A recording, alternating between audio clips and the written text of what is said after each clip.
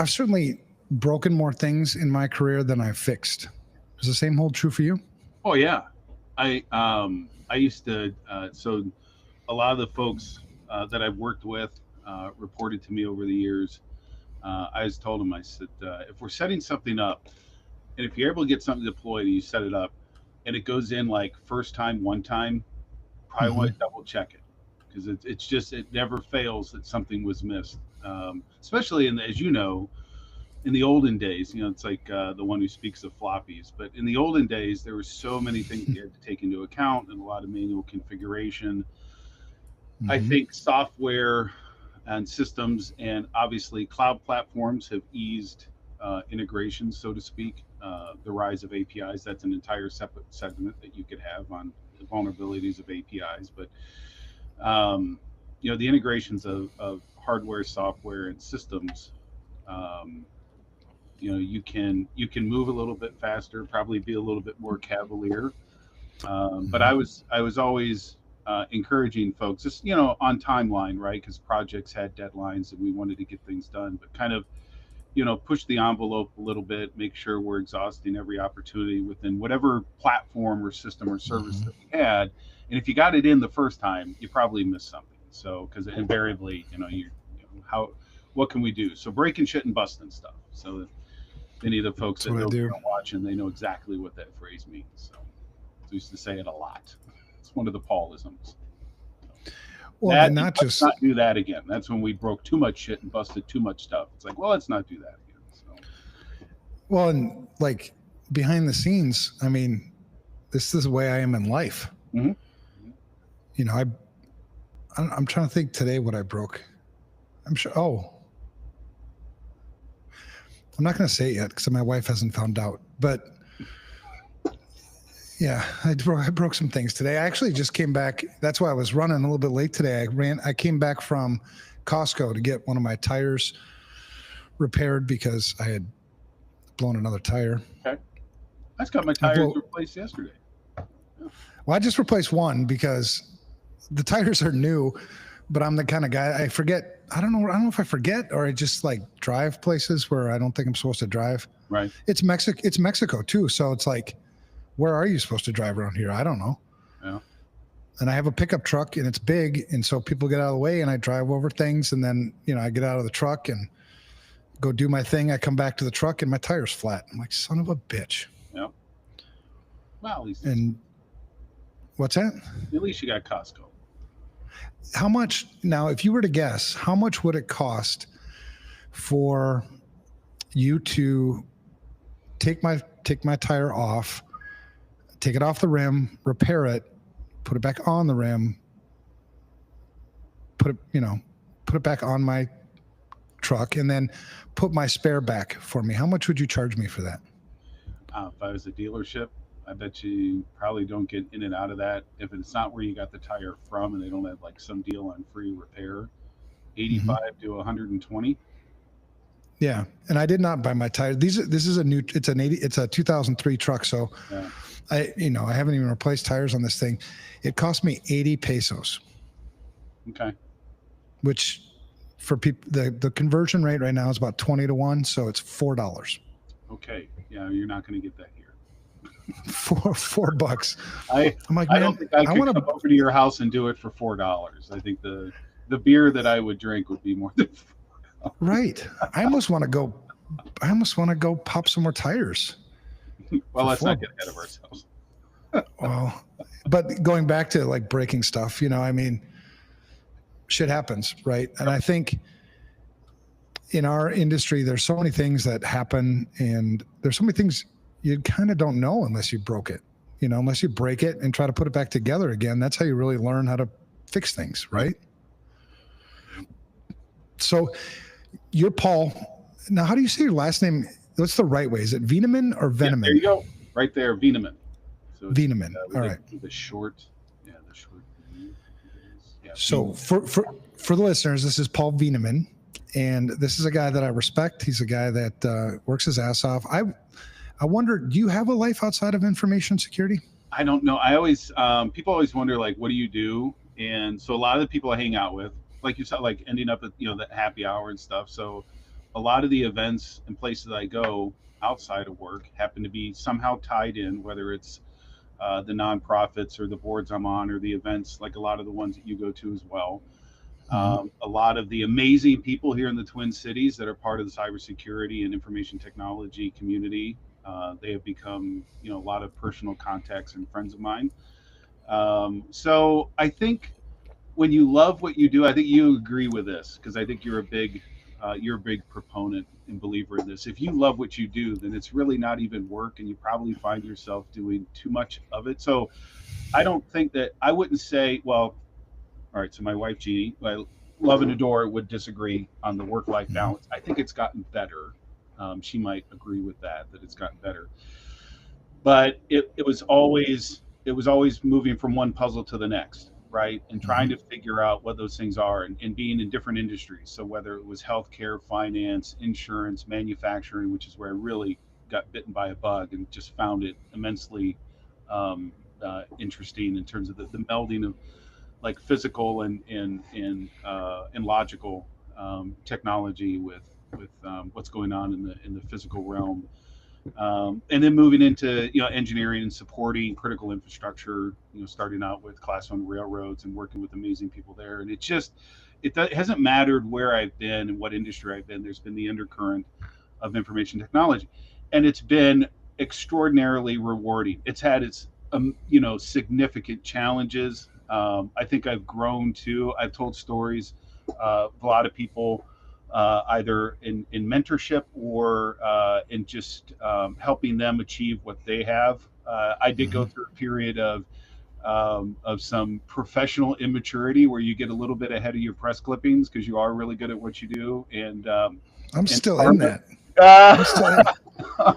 But karma and life have a way of coming back and kind of knocking you into place and saying, hey, and if you're there to listen, and you absorb it, then you find center again, right? You find balance. And I think what really is rewarding, Evan, is, and I see this a lot in you, is it's not only learning and achieving for myself, but helping others achieve and really enjoying the success of the lives that you impact along the way, even if it's talking to a group.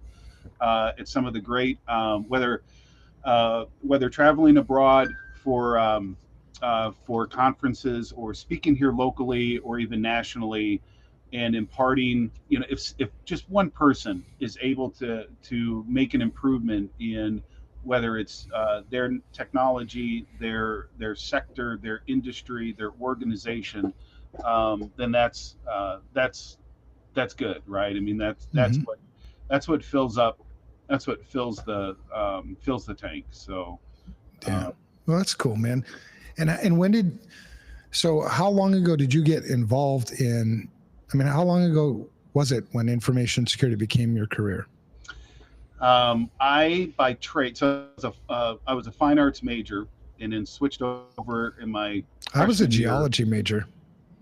See, I mean, it's funny the different walks that we have where. It's odd the number of stories that I've heard of people that in an industry that we really shouldn't even be in. But do you know why? Do you know why? You want to know why I was a geology major? Do tell. Well, it's kind of a funny story. So I was. People don't realize I was a 2-time state champion swimmer. Okay. 65, 80, I don't know, maybe 90 pounds ago now, and. So I swam at the University of Minnesota, which is a Division I, school on scholarship.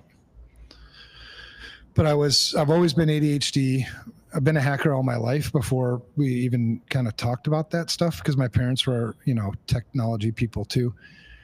And so I went to the university. I didn't know what I wanted to do for my life. I just figured, hey, I can party and stuff. And so that's what I did. And then I kept putting off. I've always been a procrastinator. And in Division I athletics, you have dedicated tutors, dedicated advisors. You have like dedicated everything, right? And you get to go and register for classes 2-3 weeks ahead of the general people, because you have to work around these schedules and everything for competitions and whatever. So anyway,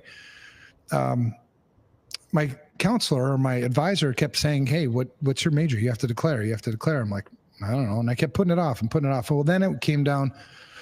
She says, if you don't give me your major by next week, you will lose your scholarship. Uh-oh.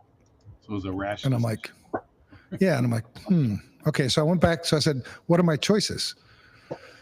You know, I don't even know what the hell, what can I do? And so she gave me a list. She gave me a list and said, all right, I'll take this back to my roommates and, you know, talk it over. I don't really know much about these, you know, majors and everything. And then I'll choose one. Right. And so I went and I'm sitting with my roommates and we're drinking beers, going through this list. And we came to geology. And one of my roommates said, holy shit, man, I got a buddy of mine who's in that major. It's awesome. I'm like, tell me about it. And he's like, well, for your field studies, you go out and dig up rocks all day and you party all night. And I'm like, there you go. That's my major. So then I majored in geology. Anyway, so you majored in fine arts. Fine arts. What is a fine art? What's an unfine art? Fine arts is where you're. It's tapestry, oils, canvas, acrylics, leads, pastel. Yeah, oui. That sounds French. Was it French? So I loved art. That's probably, other than technology, that's my other pursuit. But fine arts wasn't for me. So I went to at Clark University in Dubuque, Iowa. I went to my teacher's mentor, a guy by the name of Mike Acton, who was the dean of the communication school at the time. And I told him, I said, Mike, I don't think I want to be a fine arts major. And so we kind of talked it over. And he said, well, we have the communication school, and it's marketing, advertising, public relations, and graphic arts. He said, you still get some of the art, and then we, round that out with basic, the communications, marketing, and advertising. He goes, there's one thing you can do, Paul, it's talk. So I think you'll do well there. So I was okay.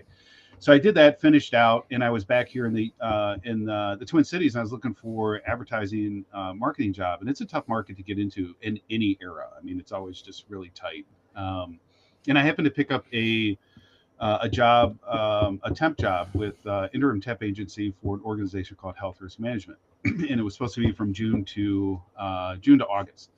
And I got placed there. My job was to go around and get, and it was in the IT department, about 30 people. And my job was to get all the serial numbers off of the CPUs and the monitors to and that would be entered into what was going to be a first inventory management system.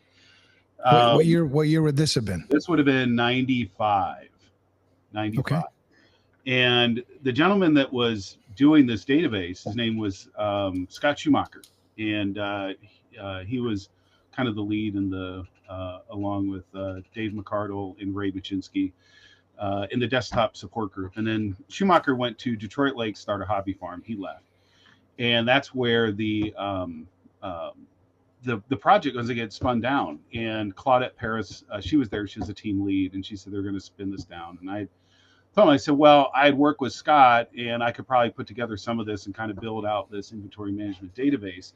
And they said, oh, Access 2.0? I said, yeah. I didn't know what the hell that was. So I went into the back room and I pulled out, like, people still don't know what that is, by the way. I know, because back in that day, I mean, you got like a book, like a packet would come with the CD-ROM, or the floppy. I mean, what the fuck is Access 1.0? Nobody knows. I know, right? So anyway, so I went to Barnes & Noble when they still had books there. Oh, wait, you're talking about the database? Yes. Okay, I do know what that access is. I thought some other kind of weird next-gen access we were talking about. Right.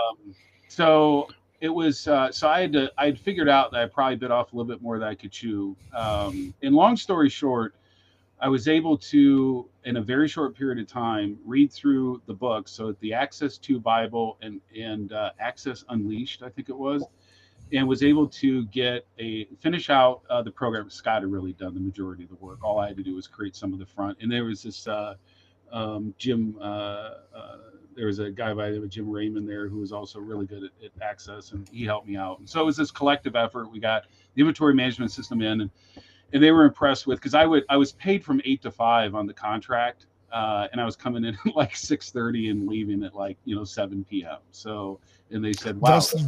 Thus the wife saying, hey, work-life balance. I get it. Yeah. So anyway, they offered me a position there. I and started in the desktop level, and then continued up through and really got to know some amazing people. There's still relationships that I have with a lot of the folks from that IT department, and I would say that I can look back and yeah, I mean, most of the folks I talk to on a consistent basis throughout the year, I'd say two or like a third of them are probably from those early years. But that was it. So suddenly That's found cool. myself in an industry. So as healthcare, it was an amazing experience. Left there and then went to the Doherty Financial Group. That's where I met my wife, and was part of a great team in finance. And then went into Purity Consulting for about 4 years, and then went to a chemical manufacturer actually here in town, Hawkins Incorporated. Amazing company, Mm. great company, and but learned a lot, through those years. Had a brief stint, about a year and a half, 2 years at um, Hayes Companies, which is now Brown and Brown. They're purchased by Brown and Brown Insurance, and work with some, I mean, really amazing people that have been lifelong friends as well. Um, I wonder why they call it Brown and Brown. Why don't you just call it Browns? Brown, yeah, Browns, right. So anyway, we're deviating from kind of where we wanted to be on. No, there's this is my life. Yeah. So So there's no script. So this is, to me, it's fascinating because one of the things we do too much, I think, just in life in general, is we're too damn transactional. yeah, We're not relational enough. So we jump to conclusions. We think we know somebody. You rush to judgment, but so somebody explaining your back, and you never know when it's going to resound. Yeah, maybe that's the right word. With somebody, somebody will see themselves in your story resonate. There you go. it's going to resonate. Yeah, See, you were a communications major. I was a AP rock major. I think I just got hit with too many rocks is what happened. or kick rocks, but no. So it was. I've kicked them. That hurts. I think in addition to loving technology and being really passionate about it, I've been fortunate enough, because this isn't always the case. I mean, working with, no matter where I was at, or regardless of the industry or the engagement, I mean, amazing people, right? And then Mhm. getting to those, I think you're absolutely right. In fact, a lot of that, um, when we're talking about IT and OT and how those things are different, and I think communication, what is it? Laswell's law is like, who delivers what message to whom via what medium. I think it's, and then you could also say walk a mile in someone else's shoes. I think that's really when we talk about IT versus OT, and it shouldn't even be versus. It's getting IT and OT at the table. If you can Well, have, here's the thing. There ain't no way I'm walking a mile. yeah, but you can relate. You can be relatable, right? I mean, you can have conversations and get to understand, like your inquisitive nature about, so like, what's Paul's history and how did he end up, what makes him a piece of what he is. That would be kind of the same thing about what is it about those engineers or those process or asset owners on the other side, and then how Right. how can you bridge that gap, right? That bridge between the two, but being able to bridge that gap and communicate in a common vernacular, because I think that's Right. really when we talk about what's the breakdown between the two. It's they both have their principles, right? Like IT is about the confidentiality and protection of data, and on the OT side, asset and process control in those process control environments is safety first. Then we want reliability of our systems, and then we want productivity of the systems, right? And sometimes you can have availability, but it's not like recovery and redundancy. It's availability is uptime, because downtime is cost money and uptime is profitability and productivity. And those things can sometimes be opposing forces, but need to work together, especially now where you're seeing a lot more integration. The mountains of data and what would be like the historian data inside the OT environment, that has um, uh, vast informational value to business analytics and in the enterprise itself. So we want to get that data out of there, and that's what's led to ITOT convergence is a polarizing trigger phrase, no bones about it. But there are ways, which is awesome. there are ways to get information. There's ways to get that information out. I usually try to say like ITOT collaboration. I've always maintained, and this is probably incorrect, but this is for me when I think it was like in the 70s or 80s when we took analog signal and put it in a TCP wrapper as a packet payload and stuck it on the wire on an Ethernet network. That's when we converged. Now it's an oversimplification, right? But that is at its truest form or purest form. That's probably the point of convergence. But convergence means a lot to a lot of people, and it can be a trigger. But I love triggers. Now I don't want to say that. Let's talk about what other triggers we can find. Yeah. I think it's as I said, like lack of understanding, and people start to take, because folks are going to be very passionate, good engineers on either side. Folks that are passionate about the technology or passionate about their process are going to take things personally, right? I mean, because these are their babies. This is the stuff that they work on. And so when IT has a requirement to patch, let's say, in vulnerability management, and then they come into the OT space and they say, hey, you've got some Windows workstations, engineering workstations, we need to patch and upgrade those. Engineers get upset because it can impact their ability to use the engineering software correctly to be able to interact with the control system. So other triggers are like patch updates, because monthly patching can oftentimes be toxic to the OT environment. In fact, Joe Weiss and I were at the Houston Security Conference, and we did a presentation that was specifically about OT security when the cure is worse than the disease. I mean, that's where the blanket application of IT cybersecurity methodology to OT environments can have a drastic impact, right? In some cases, it can extend from nuisance all the way to catastrophe and downtime. So, what we need? Some convergence. Convergence, right. So we got to have some convergence. So we're gonna use the triggers. Well, so stepping back a little bit, did you grow up in Minnesota? Predominantly, right? So I think it was in Cincinnati, Ohio, until the summer in between first and second grade, and then we moved here and been here ever since. Never really got used to the cold. I like the last winter was amazing, loved it. But you want to come to Mexico? Yes, 100%. Yeah, you're welcome to come anytime you want. Next podcast we do, we'll just do it side by side. So. Yep, we can do it in our swimsuits on the beach or by the pool if you want. Okay. So where did you go to high school? Holy Angels, Academy of Holy Angels, right there in Richfield. Okay, I went to Minnetonka. What year did you graduate? 90. All right, I was 88. Yep. So, in fact, that's interesting.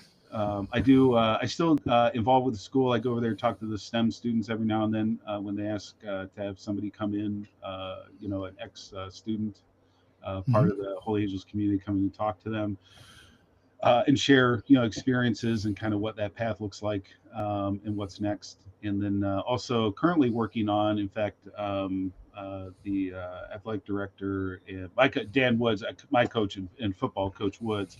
I owe them updates on the logo, so the mascot. All right. Did you play any sports in high school? Yep, played football there. Yep, played football. Okay. What was your position?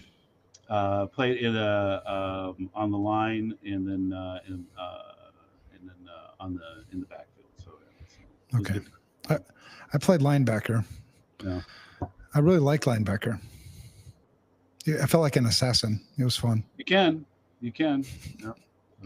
Yeah. It was always trying to, looking for, where's the gap? Where are they coming? And then making sure you stay in your position and plug that hole. That was it was a good time. It was some good years. Still have some good friends. Keep in contact with. So. Are you still a sports fan? Yeah. In so much, I watch a football game, but it's more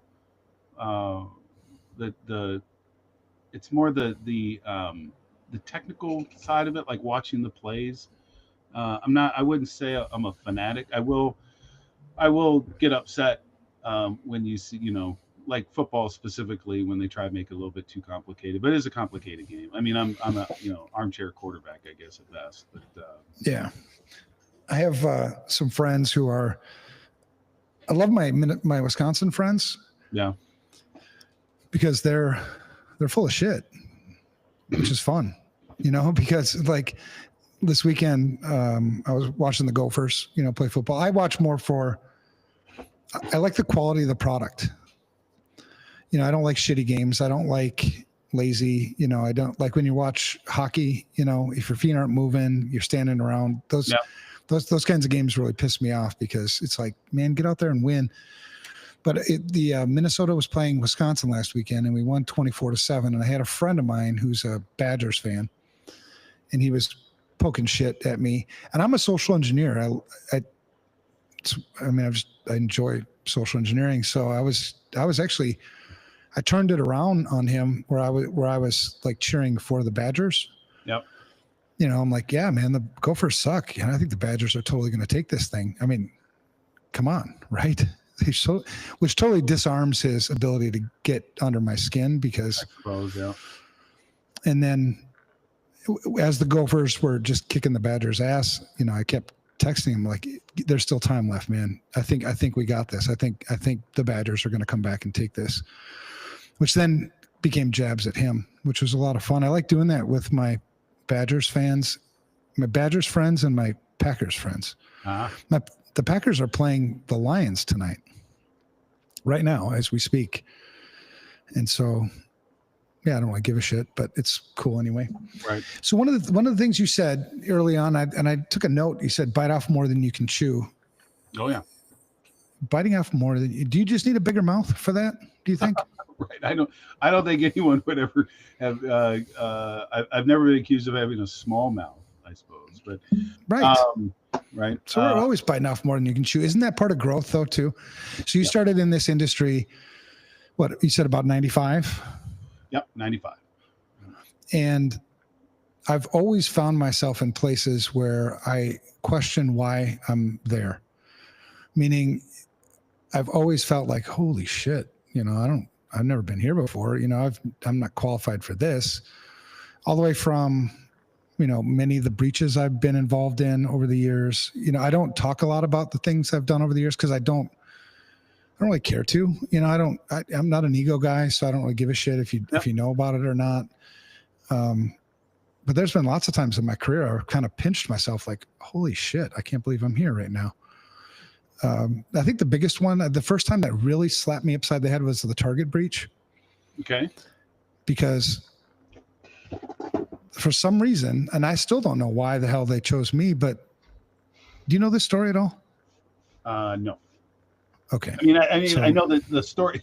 I know the Target story. The breach. Yeah. Yeah. So this would have been December 2015, 13. Sorry. So it happened. The reason why it sticks out so much too is it was my birthday. I was out to having dinner with my family, and I get a call from KARE 11 News. I can't remember the damn guy's name, but he's like, Target breach, blah, blah, blah. Can you come into the studio, for an interview? And I hadn't even heard about it yet. I was like, sure, I'll come in. So I get on my phone. I'm calling friends. I'm like, what the fuck happened at Target? And they're like, oh yeah. And they're telling me all this. I'm like, okay, cool. So I go there, and then, so long story short, a bunch of shit happens, a bunch of TV interviews. And the whole time I'm like, why me? Why the fuck are you guys talking to me? And so there. I guess, yeah. I don't know who gave him my name, but probably, you probably don't want me to know that. So then, there's a lot of lawsuits that happen in these breaches, right? Many lawsuits, and they usually bring them together, class actions and stuff. One of the lawsuits that's fairly common in a public company after a big breach it's called a derivative action. Okay. And it's where the shareholders file suit against the board of directors. So in essence, it's Target suing Target. That's what it is. So when that happens, the court appoints an impartial body of lawyers and people to investigate the charges, the alleged charges, and then make a recommendation back to the court on whether or not they should proceed, whether there's any merit here. And so that group that they assemble, it's called the Special Litigation Committee. And it's a very powerful committee. It's like a big deal. I had no idea any of this stuff. I didn't know anything, right?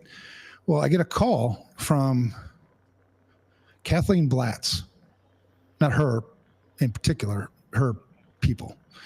Kathleen Blatz is like the former state Supreme Court Chief Justice or some shit. I don't know.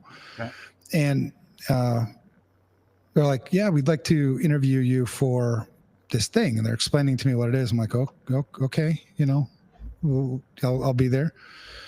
So I get there, and the dean of the University of Minnesota Law School is there, just like these big, powerful lawyer people.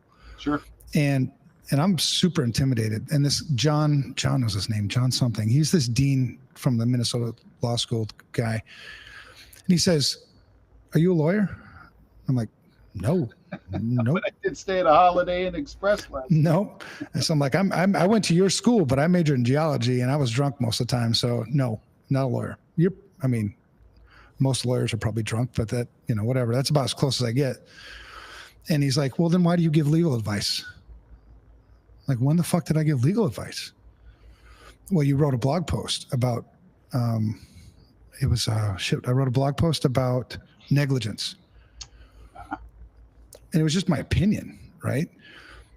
And so he pointed that out. He goes, why do you give this legal advice? And I'm like, dude, it was, those are just thoughts, man. I don't, I feel like I'm gonna get sued now or something. He's like, well, your advice was actually pretty good. And I'm like, okay, that's fine. Again, why I'm trying to figure out why I'm here, and they're explaining all this stuff. And then, I leave and I'm like super, super intimidated. I feel like I'm about this big. Yep. Because it's 2013. So I'd been in the industry for, I don't know, 20 something years by then, but still, this is way out of my league. I'd never done anything like this. And then they called me a couple days later and they said, we'd like to invite you to be on the Special Litigation Committee. I'm like, okay, what does that entail and everything? And so it's all lawyers, these big, high powered, super lawyers and me. Yep. There's no other security person there. I don't have any friends there. There's no peers there. So I'm trying to fit in with these guys. I'm like, I'm trying to like buddy up to them. No, they don't want to buddy up to me. They have a different language. They have a different sense of humor. Like I would say a joke to kind of like loosen things up, and they'd all look at me like I'm stupid. So then I'm okay. And then they would make a joke and they'd all be laughing. And I'm like, I didn't get that at all. So it was just so weird. But anyways, 14 months of intense interviews. I was the guy that consulted them on what questions to ask, like, Beth Jacobs, who was the CIO at the time, Steinhoffel was the CEO. So it was kind of cool because I could like ask these difficult questions, but I didn't have to be the guy asking them. Mm-hmm. And then all along, and this was crazy too, because I had to teach these lawyers like networking, basic. And I've always been a network guy, so that was fine. But like simple, because what was so key to that case was network segmentation and network isolation. Because they came in through, single factor authentication on that vendor portal. They got into the extranet, and then from the extranet, they compromised. Well, we're not sure, but it looked like they compromised an old version of. Right. Anyway, in, and just kept pivoting and got their way into. So that was really key to the case. It was a crazy story, but it was one of those times where I'm sitting there and I'm like, what the hell? Why me? Why am I here? There's lots of people that are qualified, probably more qualified than I am to be here. It was crazy. Then they asked me how much before we got involved. They're like, what's your rate? I'm like, what's your rate? They're like, well, why is that important? I go, why am I important? I don't know. They're like, well, they told me $450 an hour. And I said, that's my rate. They went with they went with it, so that was cool. Back in 2013, that was good money. That's good money, man. That's good money. Oh, and all along they kept asking me, in my opinion, Evan, would this be negligent? And I pointed back to that time when John asked me at the beginning, am I a lawyer? I'm like, I'm not qualified to tell you. In my opinion, yes, it's absolutely negligent. There's negligence throughout this breach. Mhm. Over and over and over again. Left hand wasn't talking to right hand. You talk about convergence. There, it wasn't IT/OT, it was governance and IT, right? You had governance, policy, all this bullshit over here, compliance. You had technology, IT, and those two did not talk to each other. Okay. Yeah. And so it was broken throughout. And so I thought it was 100% negligent. The recommendation back to the court was not to proceed. The basis for that and it's the same basis you run into with IT/OT. It's the same damn thing we're running into today. They kept asking, well, okay, what they did was wrong, but you've worked in other organizations and seen stuff. Is this similar to what other organizations do? And I'm like, yeah. I mean, everybody's got this fucking wrong. And that's the basis for essentially for negligence. If you're in the herd, even though the herd is running off the cliff, if you're in the herd, you're not negligent. Our legal system is completely fucked. And all this stuff permeates over to this IT/OT, in my opinion. At the root of all of this is accountability. Right. Who's accountable? And we keep pointing fingers at each other, like OT folks, the engineers, IT, leadership, government. Nobody's stepping up. What do you think about that? I think there's some truth to that. I think people, again, if we look optimistically, that folks do want to do. I'm not an optimist, man. Okay, we can look at it pessimistically as well. Yeah. I think the biggest problem that we have is so I'll hit this from 3 points of view. So one is everyone starts with purchasing a solution first. So we're always hitting cybersecurity first. That's the output. So I go someplace, I go to a consultant, and a lot of the MSPs are geared towards sales of products.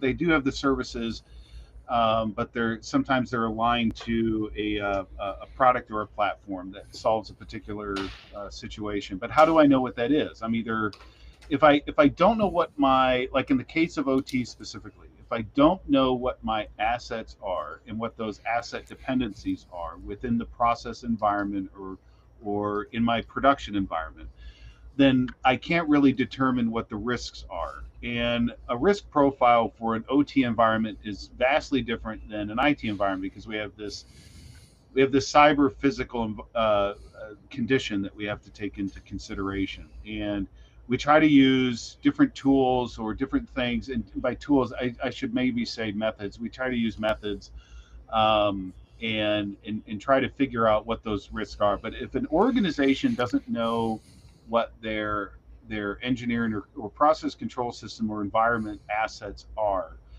then there's no real way that you can know what the risks are. If you don't know what the risks to those assets are, then how are you going to apply the risk mitigation? The risk mitigations are the cybersecurity at back end. A risk mitigation can be, like as everybody knows, it can be organizational, so it could be like a policy or a procedure or a plan or something like that. It could be documentation. A lot of times we see the policies are just made just to check a checkbox and make sure that we've got that done.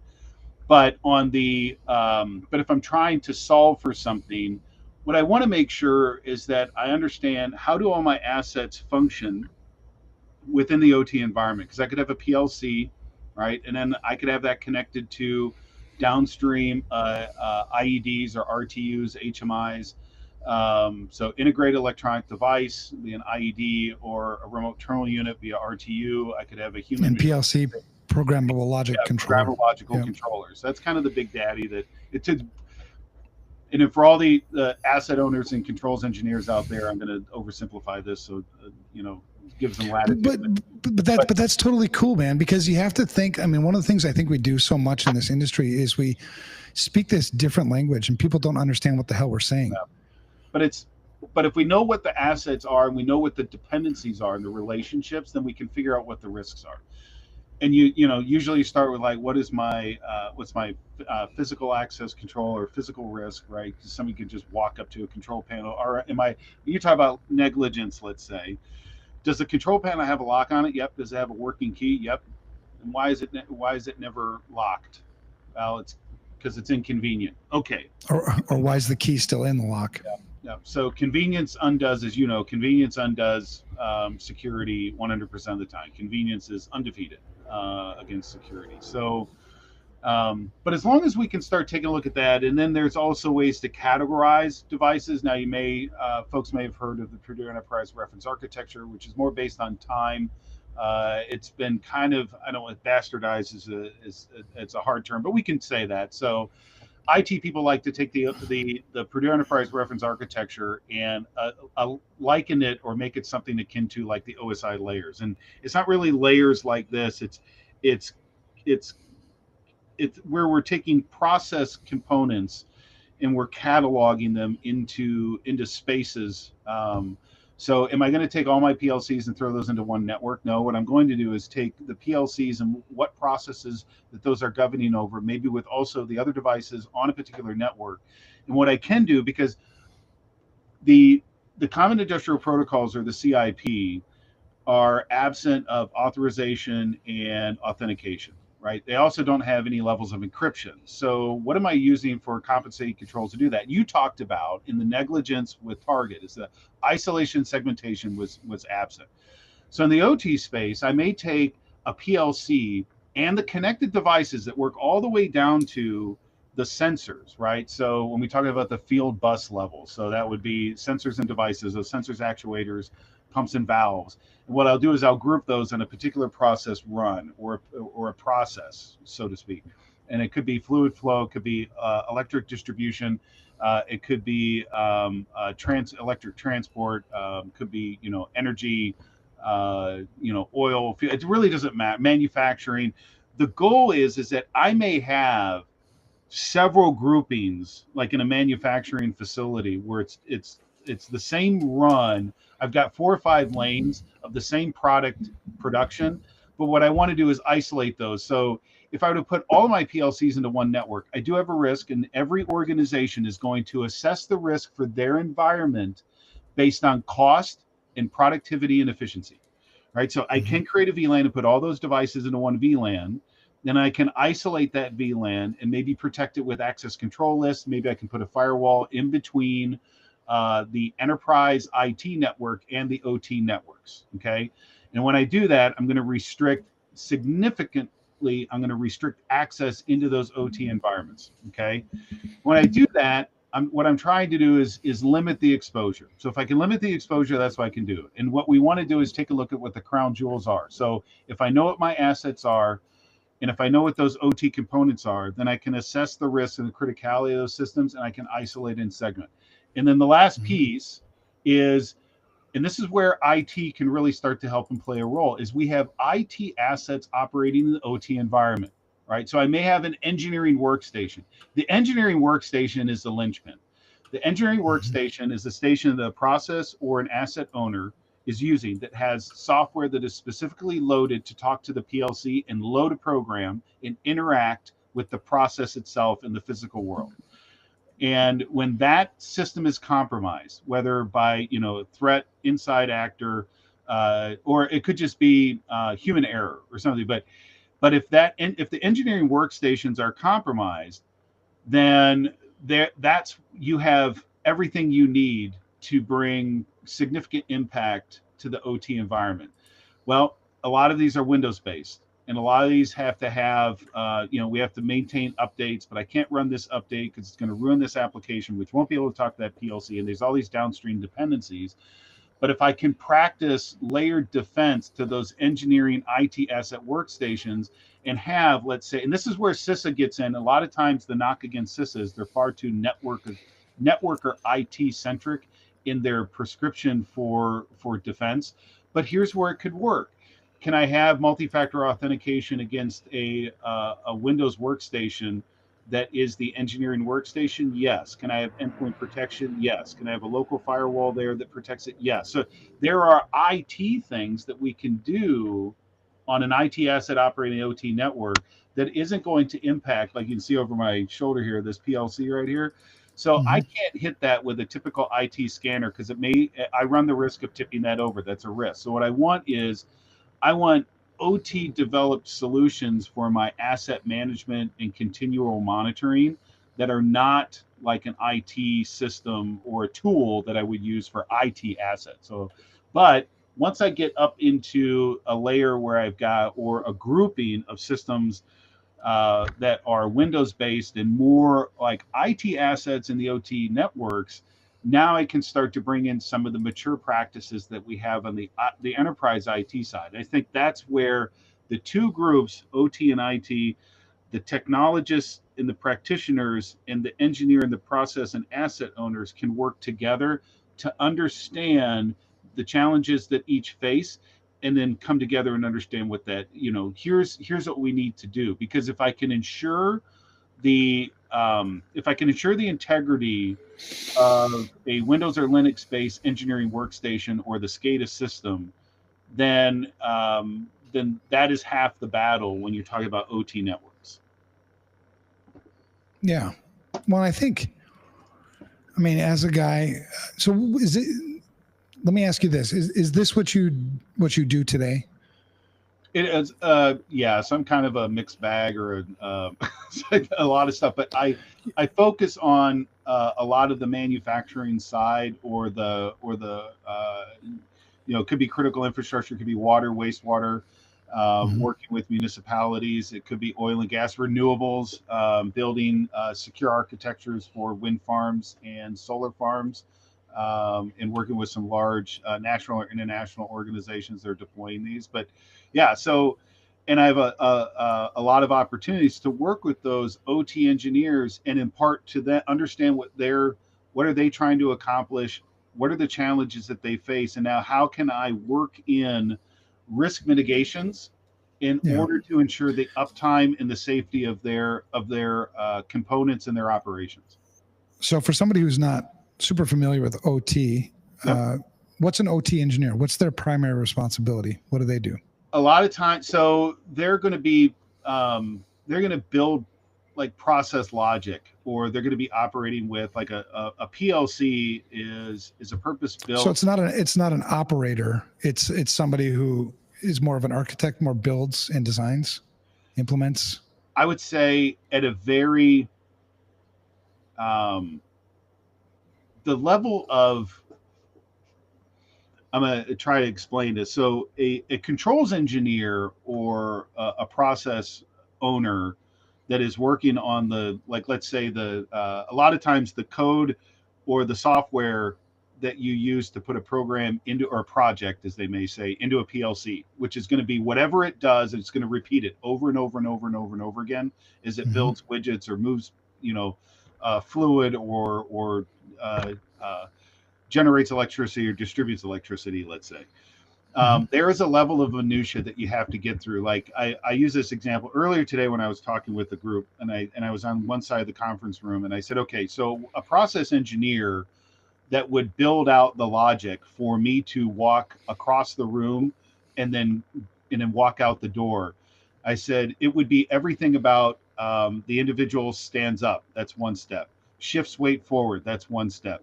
Takes a step forward. That's one step. Shifts weight forward more. As with that step, the second foot starts to come off. So you get into this. If you were to take frame by frame my entire movement across the floor, this is the level of detail that a process engineer goes through as they build in the logic that will get loaded in. And everything is on a time sequence. This happens, then this happens, and a couple of things may happen here. And I'm watching what's happening over here while I'm doing this.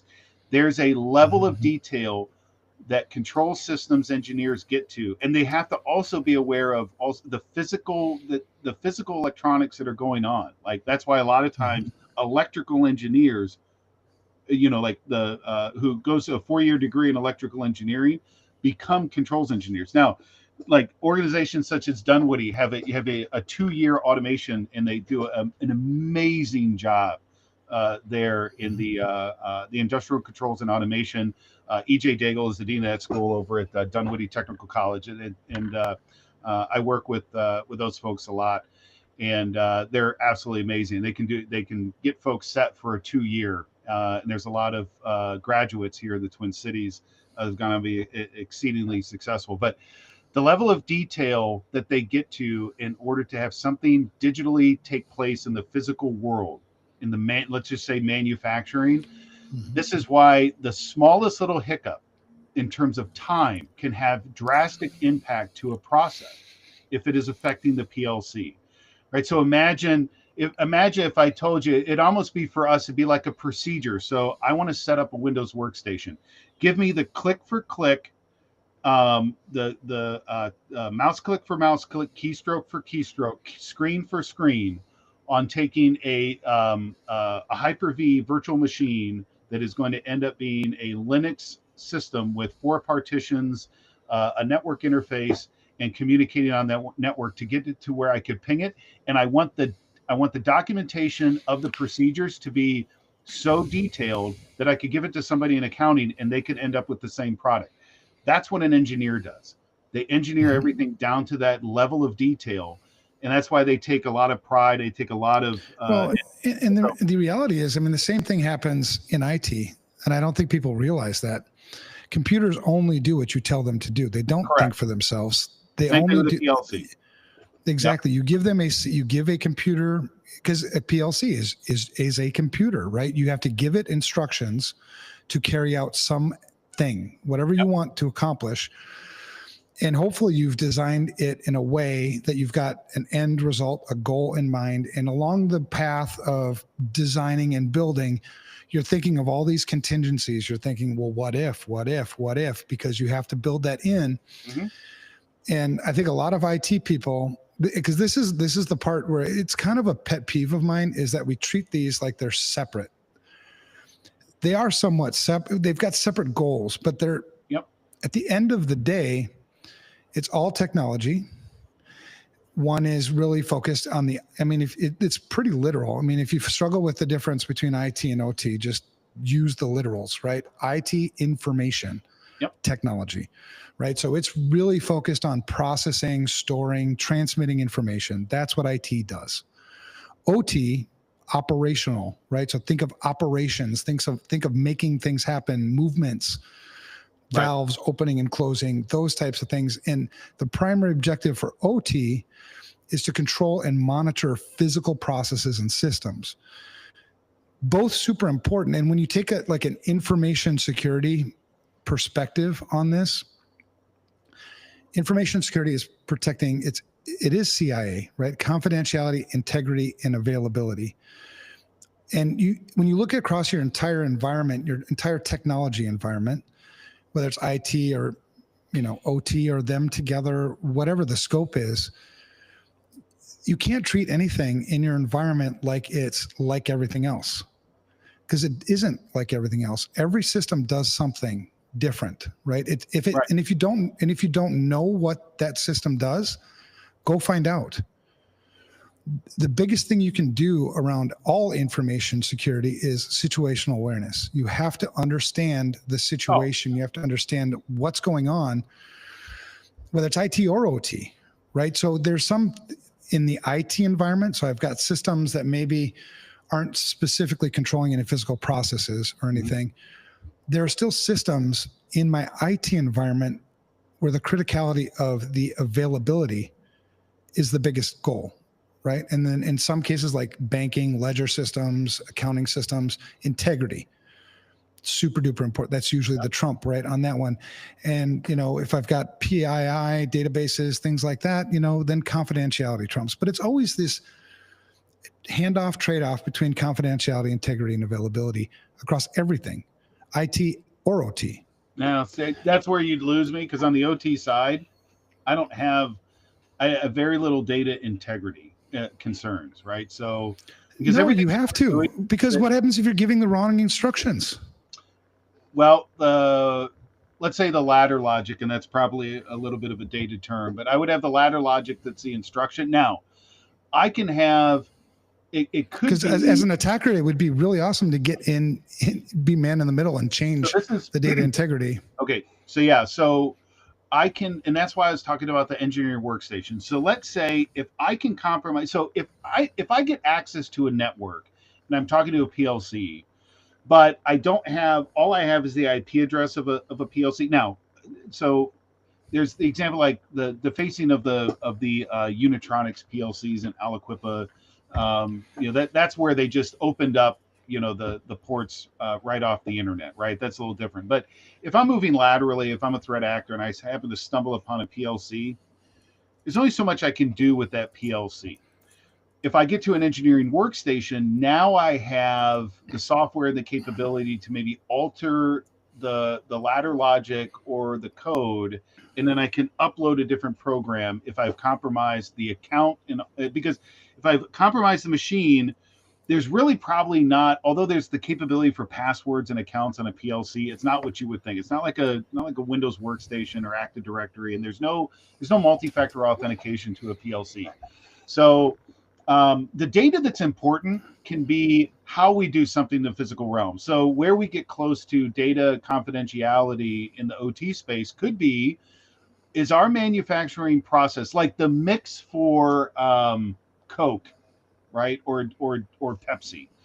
There's within the physical realm or within the logic for like mixes and mix tanks, if you were to be able to if you were able to exfiltrate how the manufacturing process for Coke takes place, you may be able to some degree, reverse engineer and figure out the intellectual property of the Coke recipe. Now I'm using a broad general, example here. So, but it would be how we do something in the physical realm and the logic that an engineer would create to do such a thing. The manufacturing shop floor may represent a market advantage for that organization. So the ability to exfiltrate that out, that would be something. But think about electricity, wastewater, water. So some of those critical infrastructure, something aside from manufacturing. What we do in those spaces is pretty routine. The data that's maybe of value could be the history of the efficiency or the productivity or the outputs. And that's what they call like the local historian and getting that data out. But I'm not so much worried about the data integrity or the confidentiality. What I'm worried about is uptime, productivity, and safety. Safety first and foremost. Oh yeah, safety is definitely safety, and I mean, and it's not that. I mean, everything. If you take a look, like 3 buckets, right? Confidentiality, integrity, and availability. In some cases, the confidentiality bucket is full. Integrity bucket, maybe a little bit. Availability, not. I mean, there's, because I think one of the struggles, and I'm thinking, and I'm talking more from a security person's perspective. If I were the CISO, let's say, you certainly have specialized skill sets, specialized things in your environment that do things. What's not helpful from a security person's perspective, and certainly a management's perspective, is to treat these things like they're separate. We have to have integration because they are integrated. We have to figure out these communications between things. If we know that OT systems, their primary thing is availability and safety, for sure. Because the same thing applies with IT. There are some IT systems where safety is like number one. Take, school locks, electronic locks on school systems, or which there's a translation there between OT and IT too, by the way. Well, that's because that's an automated. So the argument could be made that the security system for a building, that is something that has a controller. So there's a software server controller that holds the prox card accounts and identities, but also that has wired connection to every door lock and magneto like actuator or whatever. So and that could be, I would make the argument that the physical building security system is more an OT thing than it is an IT thing. It may have a server somewhere, but this is something that holds logic that is then controlling function and process in the physical world. So you've got the doors that are held open by the mag contacts, and then if they have to close down or lock down the building, there is a signal that is sent and a pulse that hits every door, and it releases the magnet, and then those doors close shut. And when the doors make contact, they lock. Right. Right. That is an OT process, and but it does not work without IT. Well, it doesn't. But and that's the thing, is that's where I was talking about an engineering workstation, a SCADA server. An HMI could, depending on the level of smarts that it has, you do have and I say this in the presentations, in the seminars I give, is that you have IT systems that are in the OT process environments, and that's examples of those. But I could have 100 doors and contacts and magnet systems, and I could have one server controlling it all. That would, in a sense, be the PLC, right? So I do have an IT system there, but that's an operational technology process that is going to, and it's the safety. If it doesn't function properly then there's the safety is at risk for the individuals inside that this system is built for. It's like another aspect of PLCs or the process environment is safety instrumented systems. Safety instrumented systems, or SIS, is the horn and strobe inside an environment and a lot of times these are controlled by a PLC as well, where like in chemical manufacturing, if there's a sensor in the air detects an increase in the level of in the air quality, there's some chemicals under pressure are escaping, like there's a leak, right? And then the sensor understands or senses that the toxicity level in the air quality has reached a high set point, right? So immediately you've got sirens, horns to alert the human counterparts within the environment. There is something that is not right. It is now an unsafe condition. Exit the facility. If there's any type of a compromise to that system, nobody knows, because we are trusting and this is where it's the integrity of a process, but there's, and I could see that, but that is I think a lot of times we talk about safety, and then the OT triad is safety, reliability, and productivity, versus the IT triad, which is, confidentiality, integrity, and availability. So I need to know. I mean, that's not the IT triad. That's the security triad. And I think that's the difference, is we need to marry these things up, because the fact of the matter is you can't separate safety from information security for these reasons. So, but we need to understand, but I think, as we're getting, and if we want it all under one umbrella, then we can't miss the fact that there's going to be less of a concern about data from an information technology sense in the OT environment. Well, it's all just design, right? I mean, it would be in a strictly IT environment, it would be stupid for me to put the same controls over, just a simple intranet site versus, our site that has all the, customer data in it, okay. Right? We wouldn't. And I think today there's a lot of practitioners who would, because honestly, I think there's a lot of practitioners who aren't good at their job. We don't take the time to understand the fucking environment. Yeah. And so we treat like, that's OT. I don't give a shit if it's OT. Understand it. Yep. I agree with that, is that a lot of times even IT people who, if something jacks into a network, then you should probably understand what it is, and you should probably know what the risks are to that device. So if I get a PLC that's connected to a network, I should understand what the risks are to the business for the impact of any type of compromise over the network to that system, even if it's a I mean, closed system. So if IT is going to say, well, CIA, and that's where we get mixed up too. We treat information security like it's an IT issue. It's not an IT issue. It's never been a fucking IT issue. Our biggest risk is people.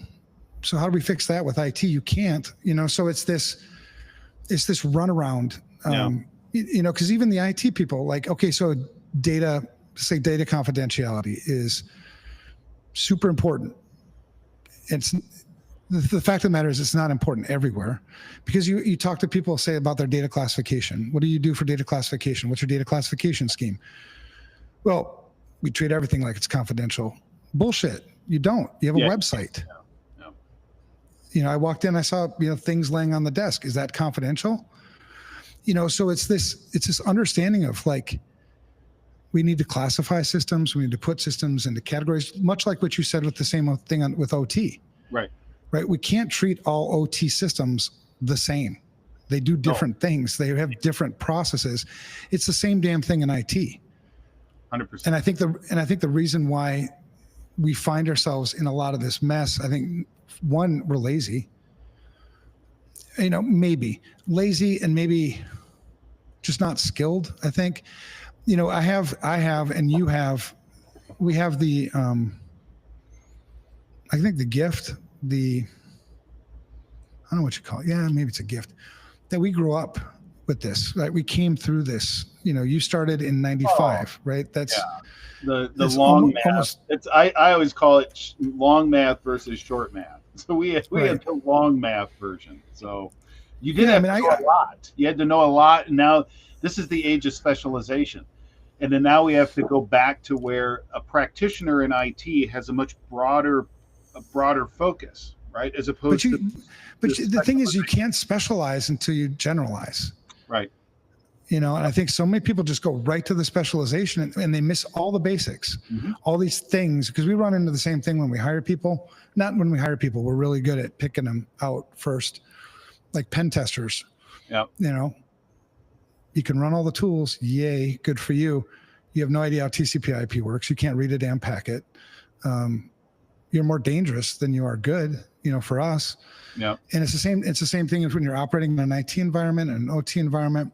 And this is when I got my first paid job in this industry was cleaning boot sector viruses off of Windows 3 machines. Okay. That didn't count because that was just bullshit. That was for IBM, and my mom worked for IBM. I don't like IBM. But then I really liked networking. So in the early 90s, I was a Cisco guy, so I taught CCNP classes. There were 4 at that time. Yep. And I loved networking. I still do. And the cool thing about an old guy like me is TCP/IP is still TCP/IP. Thank you for not adopting version 6, because version 6 looks like it's better for sure, but for an old guy, it looks like clusterfuck to me. I mean, I can say dotted decimal all day long. I can read short pieces of hex. Binary is my jam. You look at IP version 6, it's like, don't get it. Yeah. I think you get to a point where you realize the industry is going to pass some of us by. But the one thing seriously that it'll never pass us by is the wisdom. Oh yeah. Because wisdom is age old. When I was, one of my favorite jobs, I worked for Jask Software. Have you ever heard of Jask Software? Oh, I don't think so. We made PaintShop Pro. You probably heard of that. Oh yeah. Okay. Yeah. So PaintShop Pro, this was back when it was still .com era, pre-2000 and into 2000 a bit. And it was, digital cameras were like exploding, right? Kodak was actually still a company then. And you had 2 options for editing your digital photos. You had Photoshop or PaintShop Pro. Yep. That was it. Photoshop would cost you $1,200. The only thing it really had over PaintShop Pro is a CMYK, whereas we were RGB. Mm-hmm. But your layperson doesn't give a shit about that. And it was really cool because for a networking guy back then, and this is another one of those times I look back and I kind of pinch myself. I'm like, what an amazing job, because our website back then, we were getting 3 million visitors a day. We were always one of the, at that time, we were one of the top 10 most popular websites in the world, which was really cool because I'm the network guy, right? Yep. And so we were doing things, we had to figure out problems like, how do you load balance all this stuff? There's no load balancers back then. Yeah. You try round robin DNS, it doesn't work so well. You tried a bunch of shit with BGP, it was so fun. We clustered SQL 6.5 back then. Oh, wow. Nobody ever clustered SQL 6.5. Microsoft couldn't do it, but that was my first big SQL deployment with 6.5. Man, I never heard of that. we hacked the shit. And that's why my first claim to fame amongst my hacker friends was stealing a copy of Windows 95 from Microsoft in late 1993.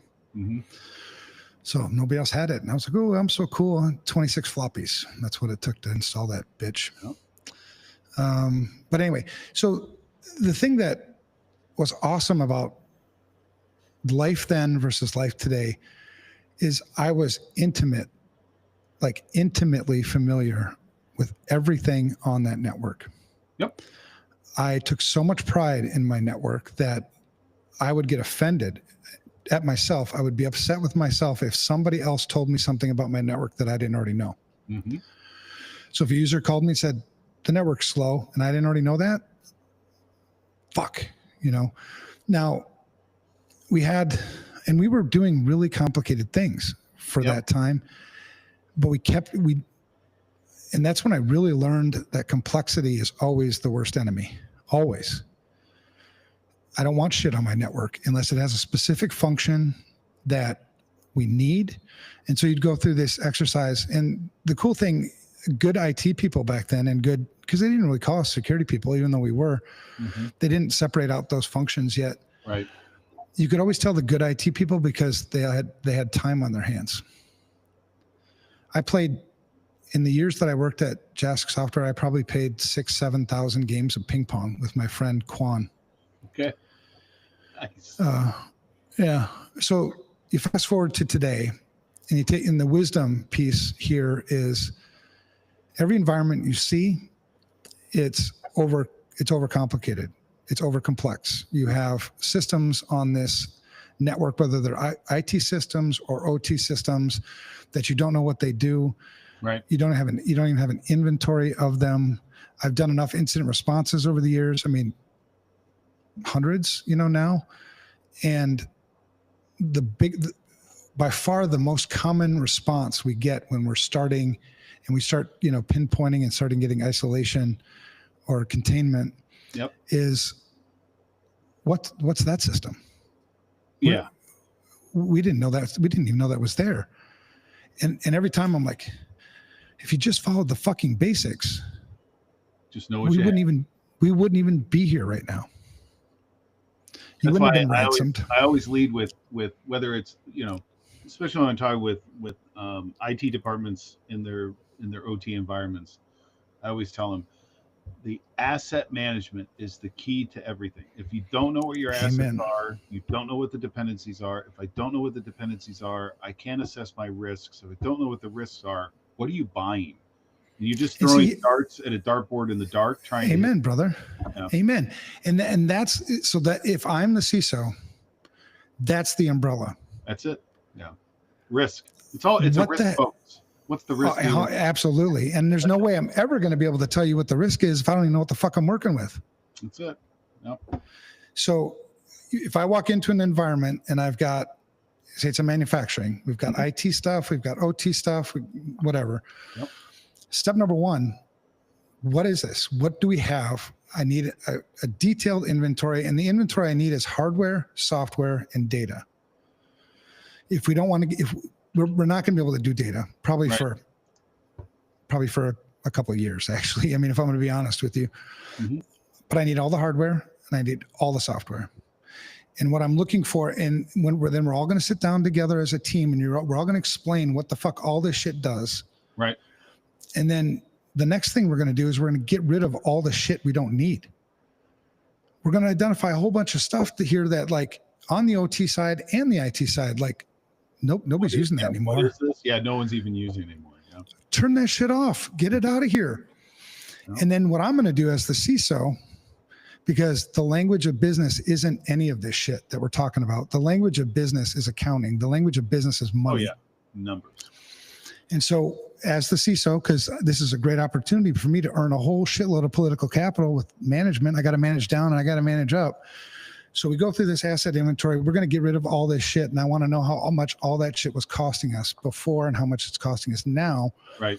Because then I can go to management and I can say, hey, I just saved us $300,000 this year. And, you know, I've got friends, you know, you over the years, I consult, you know, CISOs. Some don't like it because they don't think they like the truth, you know, but I was told that the best way to offend somebody is to tell them the truth. So I keep doing that. Sure. But he just called me like last week and said, we just saved 35% on our cyber insurance policy because of the work we did. Yep. Like, you need to go fucking tell the board that. That needs to be like front and center on your, because that's the language that they speak. And once I get that political capital and you know what I mean, then we can start talking about risk. Mm-hmm. We can start, you know, people, you know, in the IT world, and I don't know how much they're talking about this stuff in the OT world, but we talk about zero trust. Yeah, that's more of a marketing thing. On the OT side, you know, that I don't know where that applies. I think you can have you have far more positive impact if you're just understanding your assets, the risks of those assets, the dependencies, and what that means to production. You're mapping directly to the business output, right? And then anything that I'm doing, I have to be able to draw a line to, like if I'm going to invest in some tool or some platform or some system to protect something, then I need to be able to draw a line to the business need and the business success. Like, what is that objective? Right. And it, you know, is there zero trust somewhere? Now, you can't swing it. Well, and I'm not an executive team that talks about zero trust. And I understand you have to play that game a little bit, but I think you can have a conversation where it says, yeah, I understand about zero trust, but take a look at the broad expanse of our technology footprint here and our data. We're trusting an awful lot. So, you know. Right. No, 100%. And I think because in a perfect way, because zero trust isn't anything new, right? Even though this guy at Forrester came up with the name, John Kinderman, and then claims that he invented it. No, this has always been the concept. This is always, why would I have two systems talk to each other beyond what they need to talk to each other, right? We've always done this. That's why I get so pissed off about anybody who installs firewalls nowadays, because a firewall is designed for ingress and egress. Yep. It's not finished until you've properly configured it. And if you only did ingress, now the only way I'm going to figure out egress, and this is the part where people I think get wrapped around the axle, like, oh, it's so much work. Oh yeah. But it's going to pay huge dividends because I'm mapping all these communication flows. I had that discussion with the client today. I said, and I think that's what you were getting to. Least permission or least privilege is not just identity and account management. It has to do with everything that we do. It can be a person and their physical access. It can be a system and what it is allowed to do. A firewall and its protocols and networks. I said, what you want to do is to be able to understand the source and destination for your data, what systems and assets, because a person is an asset, a PC is an asset, a server is an asset, the network is an asset, what assets are coming in contact with that data as it moves through, and what is the least privilege or least permission across those assets to interact with that data that I can restrict to and still allow the business to operate efficiently and with productivity and with profitability. And if you get to that balance, that is when people say, what's the balance between, you know, security and technology? I said, when I can practice least privilege and least permission across all assets and the business is still able to function at the most restrictive setting. Yeah. Yeah. And And that's the zero funny thing, trust. That's what we taught, zero trust, because I'm not trusting anything. I'm only giving it the bare minimum to be able to perform its function or role. yeah. I mean, if this PLC only needs to talk to this one controller or this one system On one port, then why would I 5,535, I'm only Right. allowing 44,818, because that's TCP Right. for Ethernet IP. 44,818, that's it. Everything Right. else stop. Oh, well, what if something else needs to be there? What are the dependencies? Well, it's an engineering workstation. It's got this other. Okay, then you have to understand what are all the protocols that are necessary, and then only those are allowed. But what if they add another application? Then you have to open up another port. Oh, that's a lot of work. Yes, it is, but you will be better off for it. Well, and if you stop bitching about how much work it is and be a business enabler versus a business disabler, they'll start inviting you to these design meetings. Yeah. And you'll know this ahead of time and you'll be able to plan for it. So you'll have it, if you've done it right, you may have everything already scripted by the time this thing goes into production, where all you got to do is a couple of clicks and you're done. Because not only does OT need to be process efficient, so does IT. Yep. So do all of us, right? I mean, again, going back to the complexity being our biggest enemy, why it's so much easier for me to secure 2 things than it is for me to secure 20,000 things. It's easier for me to secure a 2-step process than it is for me to secure a 30-step process. And not only is it harder to secure, but it's also inefficient. It also wastes money. So if you tie it back to the business and you want to speak the language of business, these are all efficiencies. And if you're a security person who can think this way, who can see how IT and OT, they're both unique, but they're not separate. They have to work together. Agreed. Yeah. Over the years, that'll come about. I think if it starts at the risk level, and then you understand what those are, and then you move assets into and if you, to your point, the joy that you had in knowing exactly what was going on in your network, that's a question that I ask a lot of clients. Can you tell me today that you have a firm handle on 100% of the assets that are connected to your network? And they go, no, we don't. I say, okay, well, that's what we're going to work towards, because that's what started even 50%, I mean, start somewhere. And that's part of the journey, and you're not putting anyone down because of that, because like the comment that you had made about Target, it's like, do you see this often in the industry? Yes, like almost 100% of the time. And that's why I try to tell people, it's like, the sky's not falling, but we understand the path that we're on and where we want to get to. And it's out there, but that's what we're going to do. And this is the process that we're going to work through. And you'll get to that point, and it's going to be 80% of work on the front end, 20% on the back end, and you're going to be better off for it. Well, and the truth is, if we're creative enough, we can offset any of the cost and disruption with efficiency. Correct. Right. I don't want to come in here and turn this ship 90 degrees and incur all the cost for that. That's stupid.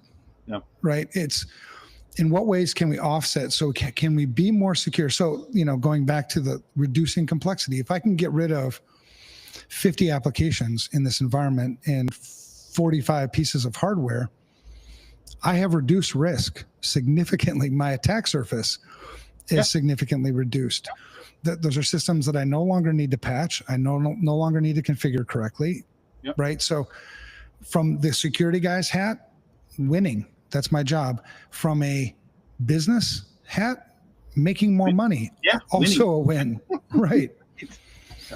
And I think if people just started there, that'll keep you busy for a while. Oh yeah. Once you're done with that, then let's talk about the next thing. The last thing you want to do, because this is, when I talk to IT CIOs, the most common complaint I get is it's so hard to keep up with the unrealistic technology demands of the business. That's what they say. Okay. And so, again, I'm the guy that tells you the truth. I think I'm the guy that tells people, I'm the guy that says the thing that everybody's thinking, but nobody wants to say. Because the reason why it's hard for you to keep up with the unrealistic technology demands of the business, if I want to be honest with you, is because you're not good at your job. You're not speaking the language of business, right? And if you want to know how to speak the language of business, look next door in the office next door to you, the CFO. Yep. When the CFO says something, the CEO listens, the board listens. Mm-hmm. You know, when the CEO wants to open another branch in Nebraska, the CFO is like, well, you know, we can't afford it. We need to plan, blah, blah, blah. They listen. What the CIO typically does is just takes orders. You're just an order taker. Yeah. There's that. I mean, there are those that are more proactive. The ones that understand the business, and they're the ones that are going and saying, we need to take this technology and put this to work for us, because they're a CIO that understands the business is usually ahead of the curve. The CEO isn't coming to them. They're going to the CEO saying, this is what's coming. But I wonder how much they understand, because these are the same CIOs that typically don't have an asset inventory today. Yeah. I mean, yeah. So there's those. I mean, there are some, but and they also, if you understand how all this works, complexity is the worst enemy, right? And yep. So why would it make any sense for me to add more complexity into an environment I already don't understand? Why would I buy anything?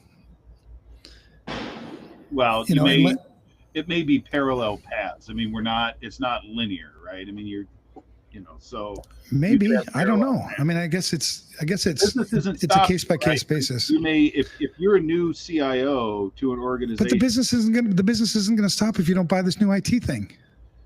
It isn't, but here's the other thing. That was an example. It's not like every time, everything's right. some sort of a tool that's necessary. There's a lot of things that organizations can do from a technology perspective that don't cost a dime and will save them from the next ransomware, infestation. I wonder if it will, though, because we do enough incident responses where they think it's going to save them from the next ransomware, but then they still get ransomware because what you found was you didn't use the technology you bought to protect you against the ransomware. You didn't use it responsibly. You didn't configure it right. Yeah, that's lead a horse to water. So I know, and that's the sad thing, because the situational awareness thing is really, really important. And when I buy things that I think are going to do something for me in an environment that I already don't understand, what I end up having is a false sense of security. Yep.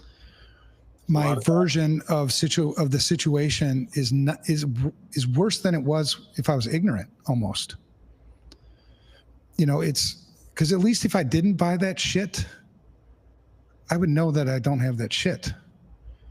So I'm not going to fool myself into thinking that the shit that I bought is going to make me more secure. Yeah.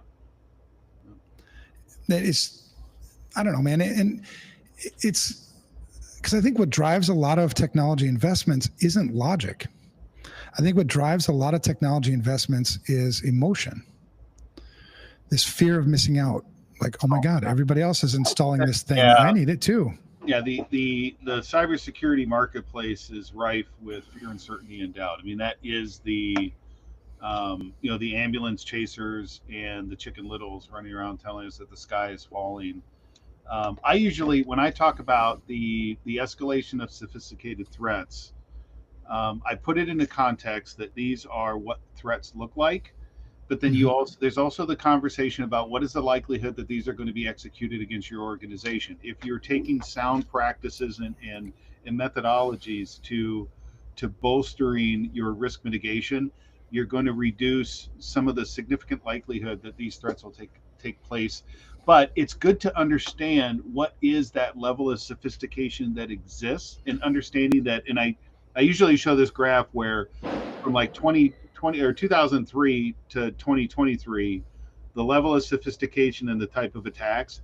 And I say that you can have a PLC that went into service that continued to do what it's doing, and its level of sophistication did not increase, but the threat actors have gotten better and have adapted.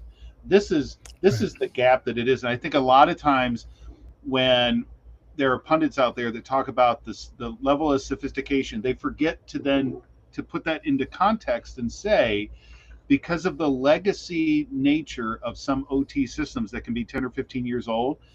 If I've got if I have a threat actor or a potential threat actor who is 15 years of age and is just getting into hacking, and I have a PLC that goes into service, that PLC is in service for 10 years. That threat actor is honing their tradecraft, and by the time that threat actor is 25 and that PLC is 10 years old, let's say, there's a significant gap between the protection against that PLC and the threat actor. So that's when we talk about simplification, that's what that is.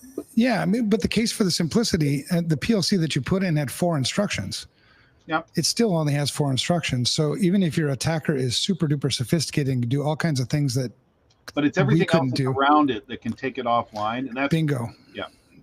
Bingo. And we're speaking the same language. That's the cool thing is it's these different, because you're definitely more, I've worked a lot with OT, but I wouldn't profess to be an expert at OT. I don't like to call myself an expert in anything, really. I always say I'm just a professional, right? I aspire to be professional, but a subject matter expert. I know there's a couple dozen people in the world that I look up to that are a lot better at this than I am. And they would talk about the same thing, is that it's everything that's around the PLC that's the problem. It's not the PLC itself, because that's why air gapping worked. But air gapping is kind of a myth and a misnomer now. It no longer works. It's no longer achievable because we do have integrations of data that we have to be attuned to. And had we started in a place where we intimately knew the environment we were working with, it's just state to state, right? You started in a secure state. The change was a secure change. You're still in a secure state. Had you started here, all these things would have been it made a lot more sense, and it would have been easier for us to secure it effectively. But what we've done is we've moved way faster than our ability to secure it. It's frankly out of hand. And I get when people say, I've never been a fear monger, and I get kind of pissed off at people that oversell fear. Mm-hmm. And people that know me,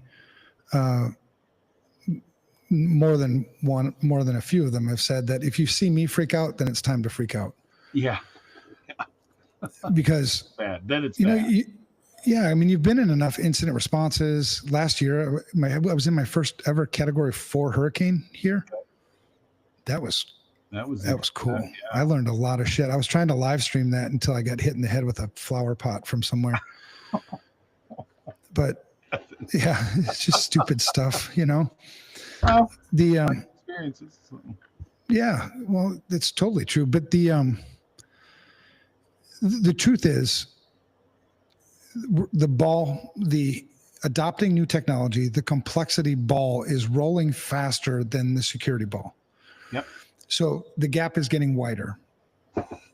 Have we made progress from a security perspective? Yeah. I mean, we're doing things we've never been able to do before. But have we made progress in terms of risk? No, we have not, because we've adopted so many risks that we have no idea. Yeah. And so we can't keep up with it because we continue to adopt this new technology faster than our ability to use it responsibly. And that doesn't just mean in manufacturing. It's the same in people's homes. You have OT in your house. Most people, not most people, but a lot of people. I have OT in my house. I have electronic door locks in a couple of different places. I've got controllers here. The difference is you use it responsibly. Yep. And what's responsible is understanding the risk and making your risk decision. Mm-hmm. I don't make risk decisions for you. So this is another place I think where we get a little mixed up from security perspective is you look at an environment and you're like, that's shit. It's not shit if they understand the risk and they've accepted the risk. That's it. Because they have a different risk tolerance than I do. That doesn't mean that it's worse than me. but it's this education thing. And as a CISO, my job is, we overcomplicate everything. I talk to CISOs and I ask them, tell me what your job is. What do you do? And talk to me like you're talking to my wife, not like you're talking to me. I speak your language, but the people you're working with don't. So explain it to me like that. And I've come to the conclusion that a CISO only does two things. Two. If you want to simplify it, you consult the business or the organization to make good information security risk decisions, and you implement those decisions. That's what you do.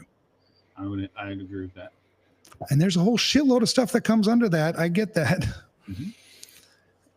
But it's the same thing with, like, when you talk about IT and OT, how can we simplify this so people can understand? Because the true logic, if you take emotion out of this, it's going to be really, really shitty. There's going to be a day of reckoning that it is going to hurt because there are too many unknown, unacceptable risks floating around in and around critical infrastructure that it's going to happen. There's going to be some significant outages and people are going to wonder what the fuck. And I always think it's better if you learn how to do it versus being forced to do it, because that hurts more. Yep. So this IT OT convergence in critical infrastructure, because I used convergence again. So for anybody who's listening, it's getting triggered. I just said convergence. What are some examples that we can think of places to converge, like bring them together? Can you think of? Yeah, the easiest example is going to be information that exists within the OT environments is exceedingly valuable to the business, right? So and the convergence is literally like connecting networks from the enterprise IT into the OT environment so they can suck that data out. There's a lot of different ways where you can get that data out of an OT environment without adding the complexity of other networks that are not necessary, right? So, if I connect process control systems into a network that then ultimately leads to the rest of the enterprise, and the enterprise has connections to other networks like the internet, then I'm inviting risk, right? So I would say one of the biggest examples is the business wants the analytics that are sitting inside those process environments because they want to take that and they want to try to drive more productivity, which is profitability. And again, like you had said before, it's speaking that business language. That's probably that is 80% of the examples that you would have. It's just always it's having visibility and being able to push those production systems further through the analytics at the business level. But any other convergence, there's a multitude of different reasons that people rationalize. It really comes down to, I had a network that used to not be connected to the enterprise that had the PLCs and the rest of the stuff. And then at one point I jacked it in. Sometimes I jacked it in so it was convenient for me to connect to it and work on the system. That's probably another reason for convergence. It's just convenience of access. And then there could be other reasons, but as soon as you jack it in or connect it in or whatever, that's convergence. And it could be for the simplest of reasons. It could be for the most altruistic of reasons. It could be for the most complex reasons, but that's it. So. Yeah, I agree with you, man. And as a guy, I've been around long enough to, you can always smell bullshit, right? And I'm grateful that we have people like you. I think because you have more energy than I do now. I appreciate that. Thanks. Yeah, because I'm an ADHD guy, and I do a lot of weird things. I'm definitely hacking shit all the time, just because it's not because I'm more skilled, right? We put hackers on like a pedestal, like there's some mysterious shit, no, it's curiosity. That's what I was going to say. Largely they're inquisitive. Yeah. I'm interested. And it's not even that I think about it. It's ADHD, man. It's like, I tell my wife I'm going down to clean the garage, and I come back up like, I don't know, 3 hours later, maybe. She's like, so how'd it go? And I'm like, how did it go? She's like, cleaning the garage. I'm like, oh shit. I didn't actually. Something else. Yep. Yeah. I spent 30 minutes playing piano. I took an hour nap, and then I started welding in the backyard. I forgot about the damn piano. And that's, I forgot about the garage, but that's it's this curiosity. And I think that also plays well in, what we do, right? If I'm ever going to be in charge of securing something, I want to know it. And I want to know it really, really, really well, just like I would if I was attacking it, because I'm not going to come where you're watching. Why would I do that? I would rather come through a place where that's why I'm big on, not big. I get pissed off at people that do pen tests when they don't know why they're doing pen tests. It's almost like, because you narrow scope, you give me something to test that you're going to be watching that you think is the most critical or probably the most likely way into your environment, whatever. But I've got this scope, I've got this test window, I've got this whatever, right? And a lot of times it's like, to equate it to something physical that people can understand, I tested the shit out of that second floor window. Yep. There is nobody ever going to get through that second floor window. But your front door's open. Your front door's unlocked, right? Your front door's open, garage door's open. Hell, you don't even have a goddamn garage door. And I think we do a lot of the same stuff with, this IT, OT stuff. And so, and I wish I could force everybody, you go back to negligence. In my opinion, if you don't know what you have, that should be negligent. It could be. Yep. You should be. Well, if I'm, you're with intent choosing to ignore. Yep. Well, and we get wrapped around the axle too. I'd asked, I saw a study or a poll or something, and the poll was, and it was security people. It was all security people. Who's ultimately responsible for information security? And you had 4 options: the board of directors, CEO, CIO, and CISO, maybe, whatever. And only 23% of us got that right. The answer is the board. That's what I've always said. At the So, top. so we have 70, according to this poll, and if you were to do the math on it, I mean, it's probably plus minus 5%, maybe, in terms of error rate, if you were to do the math. I didn't. So that, that means that 77% of our industry doesn't know who's ultimately responsible for information security in an organization.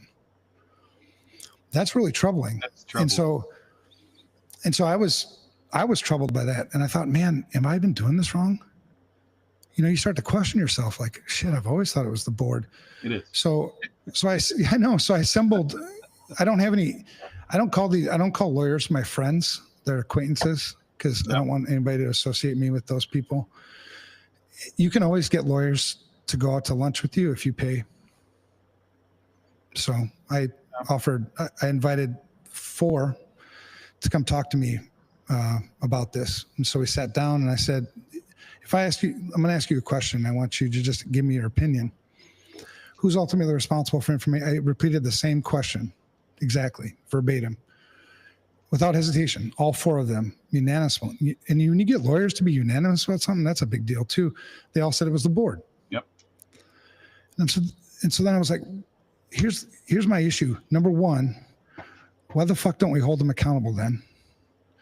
And number 2, why does my clan, my group, my people, why do they not know this? Because, so when you talk about this negligence thing, if you held, anyway, you don't have to do it once, by the way. If you found one CEO, one board of directors negligent for not having an asset inventory, Yep. Watch how fast every single one of them wants a damn asset inventory. Mhm. And I think that's at the root of a lot of these issues is it's still pervasive in society that this isn't going to happen to you. It's not going to happen to me. Because people, going back to the social engineer thing, people only change what they're doing, one, if they feel like there's a benefit in it for them. Like, I'm going to get rich if I do this, or I'm going to make more money or get more prestige, be famous, or it hurts too much. Yeah. Because you when you went to college, you had to take psychology 101, right? There was, it The would have been, Pavlov dog thing. I can't, I'm sure we had something like that. I was trying to remember back to like the first year cores but I'm sure there was something in there. I forget. What I had, which was organizational thought it was something like that. But it was like it was an entry level, business course. It was part of the communications degree, but I think it was organizational thought. But they dealt with it was more not on the individual like psychology 101, but culture within an organization, let's say, or how groups operate together. So I actually found it fascinating, and people are very simple creatures. So, well, and they're analog, right? I mean, that's why I like computers. I like digital because it's discrete. mm-hmm. It's on or off. There's no gray area. Yep. I mean, you think that there's gray area because there's just so many pixels that are black and so many pixels that are white that it looks gray to you, but they're all black and white, and that's how it works. Whereas people are analog and they're driven by logic and reason is certainly a piece of it, but they're also driven by emotion. And the easiest people to take advantage of are the ones who are highly emotional.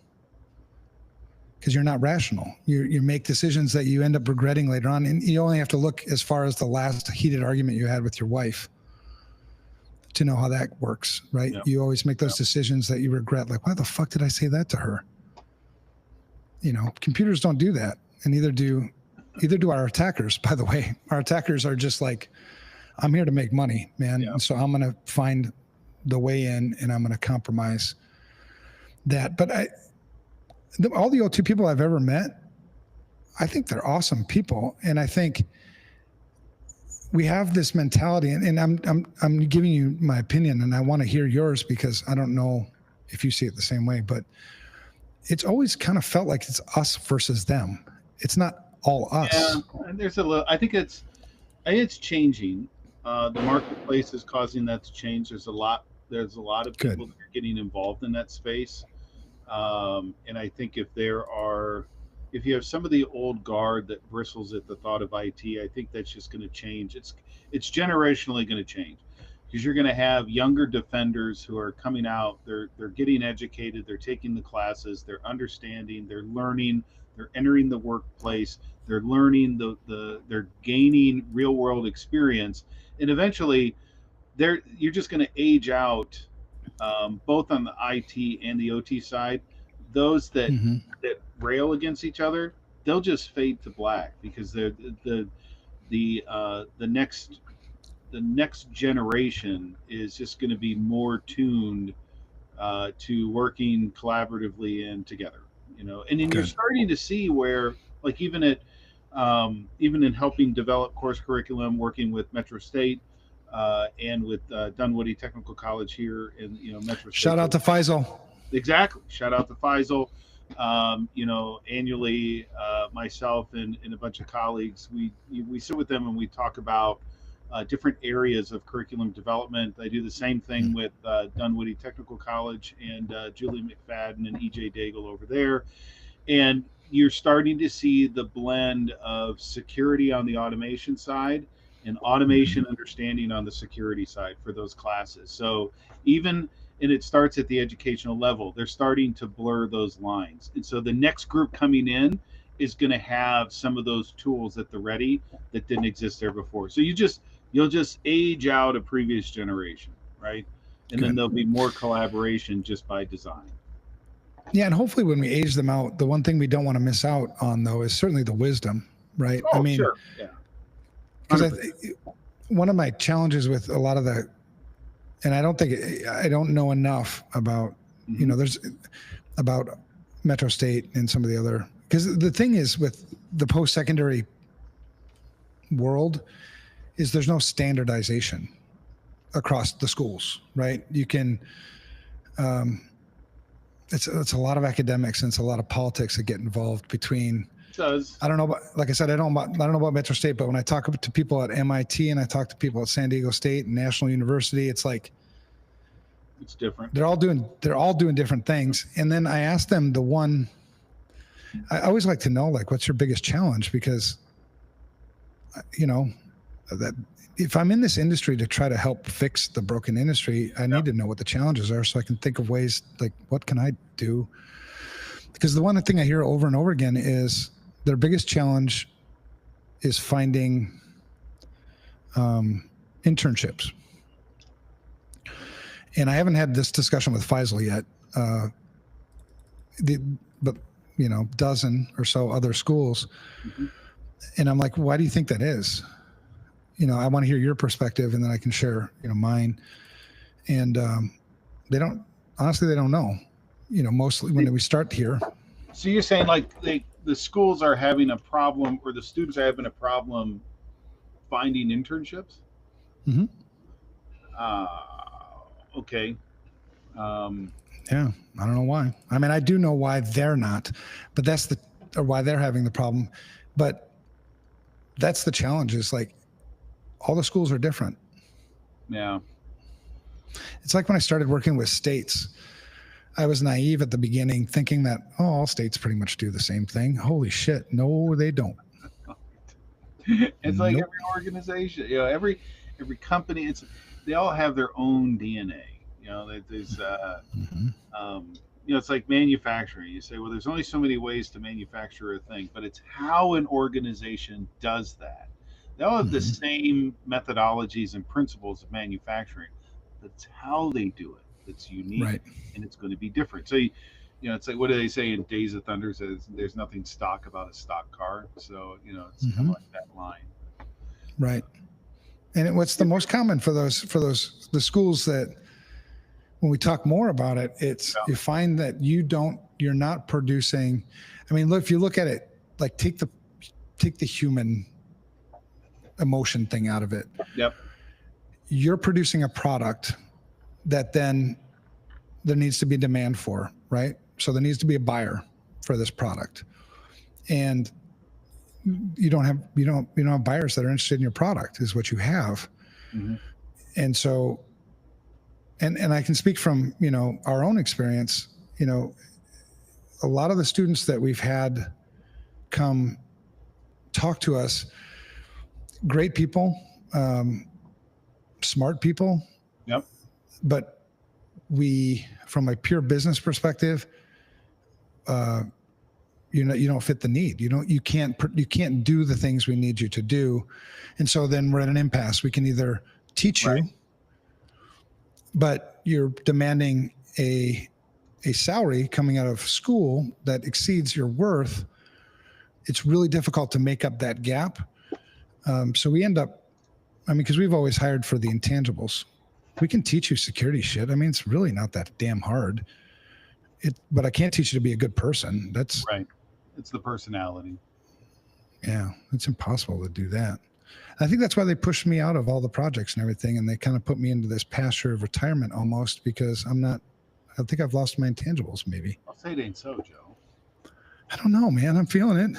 I'm tired. I'm older now, all that shit. So, all right. One of the things, I had a discussion. We do a lot of posturing in our industry. Did you know that? Yeah. Yeah. We do. And I was in this group, let's say, and it was a bunch of old timers, people that have been around for a while, and it was just so much posturing going on, right? And one of the guys said, well, I've consulted the last 4 presidential administrations on how to secure critical infrastructure. Oh, okay. How'd that And work? so, well, I, yeah, right. So I don't do a very good job of checking myself sometimes. So I blurted out without even thinking. I just went with it. I was like, has the security of critical infrastructure gotten any better since you started consulting presidents? Yeah. To which I basically got a fuck you.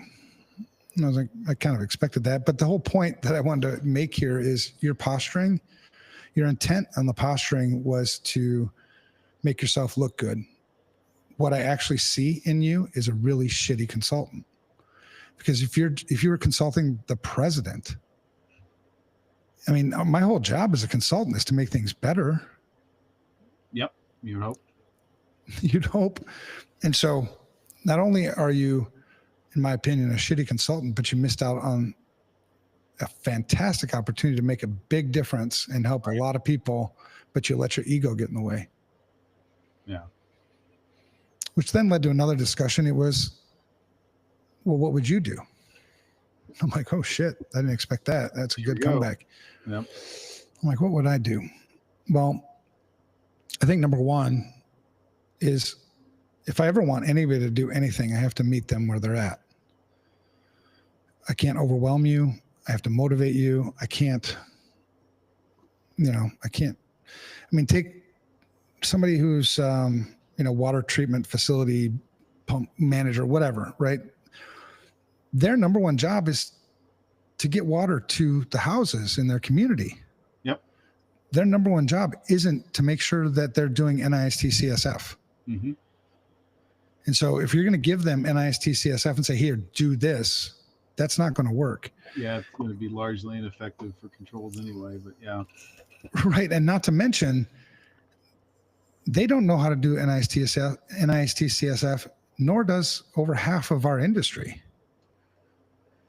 Right. I mean, if you use it right, it can be pretty effective, but I think a lot of people don't use it right. So I started asking a bunch of my friends. I'm like, what would you do?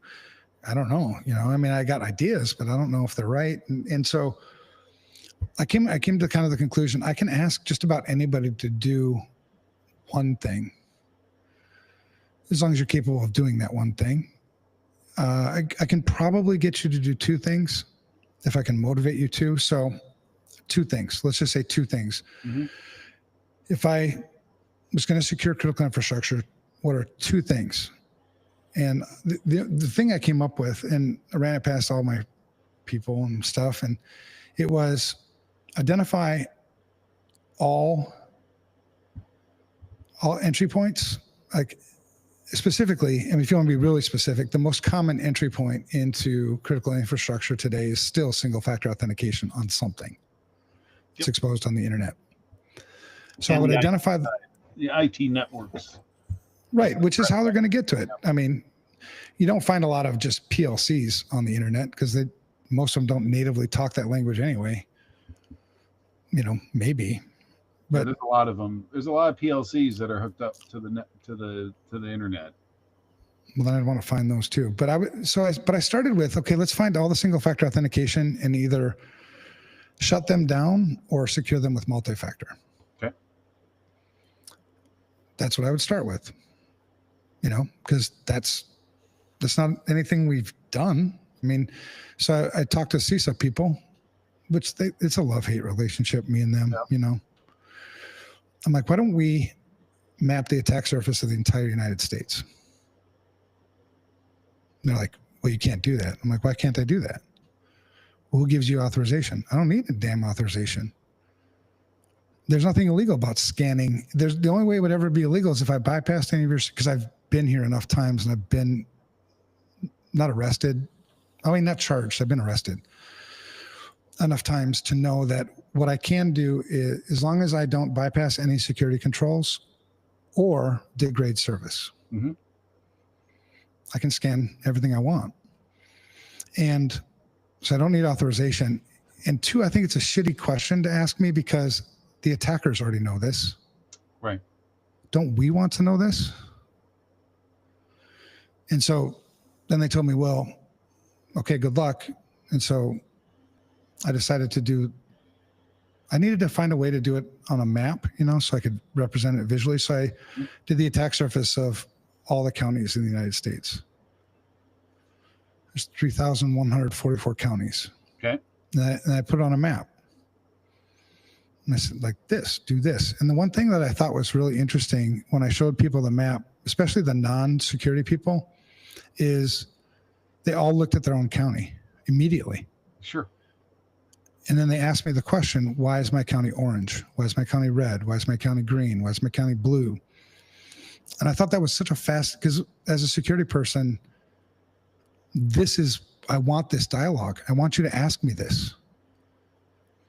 And I don't want to shame the counties. That's not the point. The point is to help the counties. I know a lot of county people. They're really, really good people. Yep. They're stuck. They don't have budget. They don't, they haven't been trained. I mean, it's just all kinds of things. So is that worth the effort in your opinion? Being another security guy and one that I respect? Yeah. Wow. I'm not going to, is it something that I would pursue? I don't know. I might start smaller with use cases and see, is it repeatable at scale? I might look for economies of scale. I think you and I would probably end up at the same place. I might not, even though I do bite off bigger than I can chew sometimes, I might not bite that big. But I think what I would do is say, okay, if I wanted to understand what the attack surface was, what is a smaller section that's repeatable that I can scale out? And maybe I end up at the counties, or cities or something to that effect and get there. But I think it's a worthwhile pursuit. The downside is you play it forward, how does that become actionable information? I think I'd probably be more concerned with how do I take this information and make it a positive experience and something that's actionable. I'd want to answer that question first. It's like 100%. You said, is this motivating enough to get people to do something? Well, you already know the human behavior was, what's our county doing, right? What's our color? What are we looking at? So it's almost like it's like a gamification of something, right? So I don't have to be faster than Bear. I just had to be faster than you. So, that's the thing. So I don't want to be orange or red. I want to be green. So, and you would take this back. So if you showed this all the counties, they're probably the administrators may go back to their own department and go, how do I make this green? I don't want to be orange, so, right.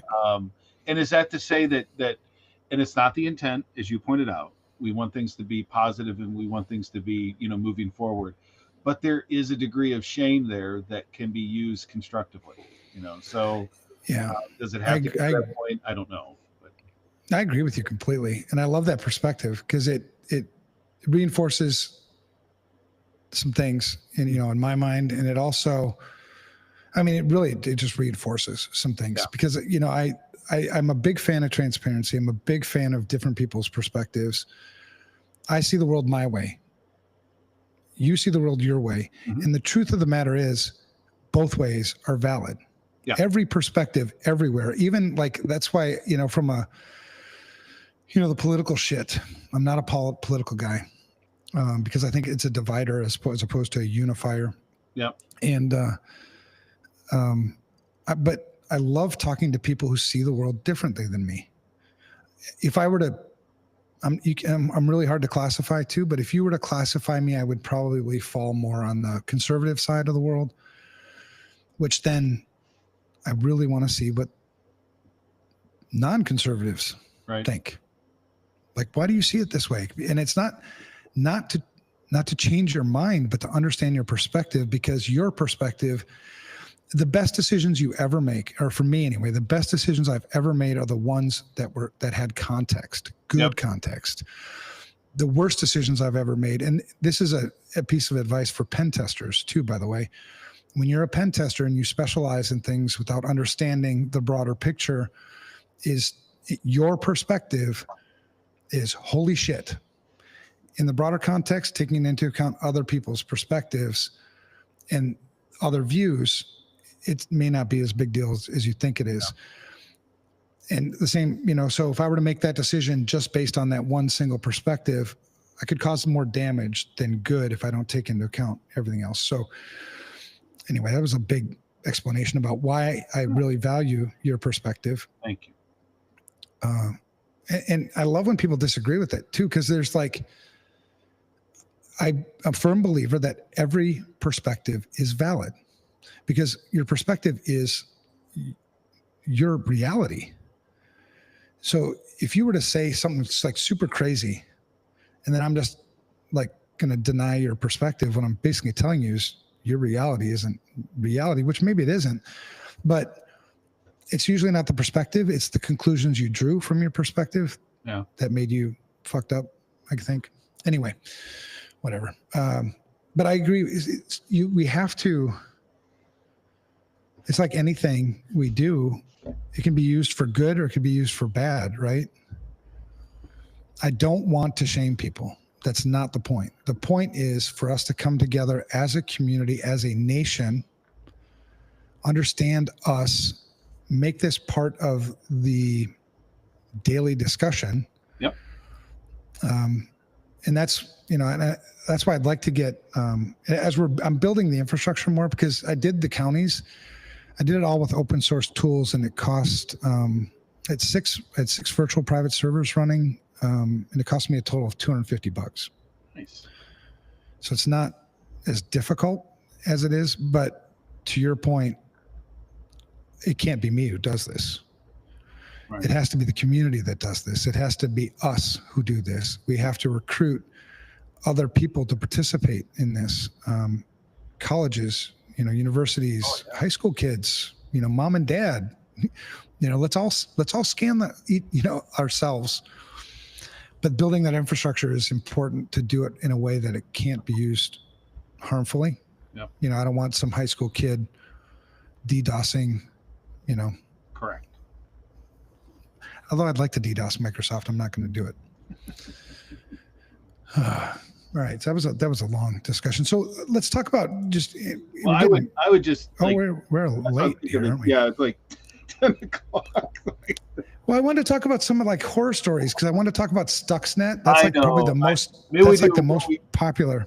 What we should do, and I do want to be respectful of time, and I've enjoyed the 2 hours, but I do have to. Do I talk too much, Paul? No, that's no, because it's just a. It's okay to tell me the truth. We did what we will want to do. So what we'll do is we'll do like a part 2, and then we'll get to, because I have the list of things that we want to get to, and it was funny. Yeah. We were going through. I was like, yeah, I don't think we're going to get to this today. So like halfway through, it'd be like another 4 hours. I'm like, I don't think I've got it in. There are limits to even myself, and that's why in the show notes I put in there like we put in there like Evan rarely follows the script, so yeah, we should. Yeah, it should be a disclaimer. It's like, this is what we'll cover, maybe. Yeah, and then maybe we'll cover some other stuff. So. But the whole point of the podcast is to be authentic. It's get to know. Believe me, that's what it was. We certainly had that. Yep. Yeah, and we certainly had that, because that's so important. For me, it's like a mental health thing. It's so easy to be try to be somebody you're not. The imposter syndrome shit. Just be yourself. It's okay to suck at things. I suck at a lot of things. I'm good at a few things. I get paid well, which still baffles me. I don't know how that works. Because a lot of the stuff people pay me for, why? Wow. But wisdom. It's, I guess, but it's when we started our vCISO practice, which has become amazing. Not mostly because of the management that's in place today. But when we first started the vCISO practice, and it was only me, I think, in the company way back when. I had 6 clients, and they were all paying me $3,000 to $5,000 a month. Okay. And my mission is to fix the broken industry, not to make a shitload of money. So it kind of dawned on me, like, I'm not really doing anything for you guys. So I went back to all the customers. I go, why are you paying me this? And they said, well, you're a vCISO. Duh. I'm like, yeah, but I'm not doing anything. And they're like, well, it's just nice to have you when we need you. Yeah. I'm like, that doesn't fucking cost you anything. I don't charge you for picking up the phone and calling me. Charge me for something I'm doing of value to you. Anyway, that's a whole nother story. I'm like pumped and ready to go. I could go all night, but I know. I don't know what my deal is, man. Like I said, we do a part deux, and Look at these eyes, Paul. yeah, it's like let's go. You know? So, yeah. Let's hack some shit, Paul. Let's do some live demonstrations. Live demos. That's what we could do. That we could do some. I know. I see your stack back there behind you. I know. Yeah, there's stuff there. So We Yeah, need to I work would, on your cable. We need to work on your cable management a little bit back there, a Paul. little bit. Yeah, it's never meant to get to that. There's stuff over here and there's stuff over in that corner. This is just a piece of it, and I love it. About every 6 months, I take it down and rework it. You know, the worst running car on the road is usually the one that belongs to an auto mechanic. All right. So, That's for all sure. right, man. Well, thank you so much for joining me. I thoroughly enjoyed this. I did You too. and I have met a few times, but the more I talk to you, the more I understand you, the more I learn from you, the more I respect you, and the more I actually enjoy your company. So thank you. I really Thank you appreciate very it. much. I appreciate that. This is probably the best couple of hours I've had in quite some time, and we'll do it again in a heartbeat. Like I said, we can get the other half of the list and carry this forward, because there are some good points that you've got here. Right. We can certainly get to. So Amen, brother. So yeah, we'll schedule a part 2 and we'll make it happen. Get some sleep. Right. Try to keep your work-life balance. Whenever your wife says that, it's true. 100%. So All right, man. Take all care. right. See ya. Thanks.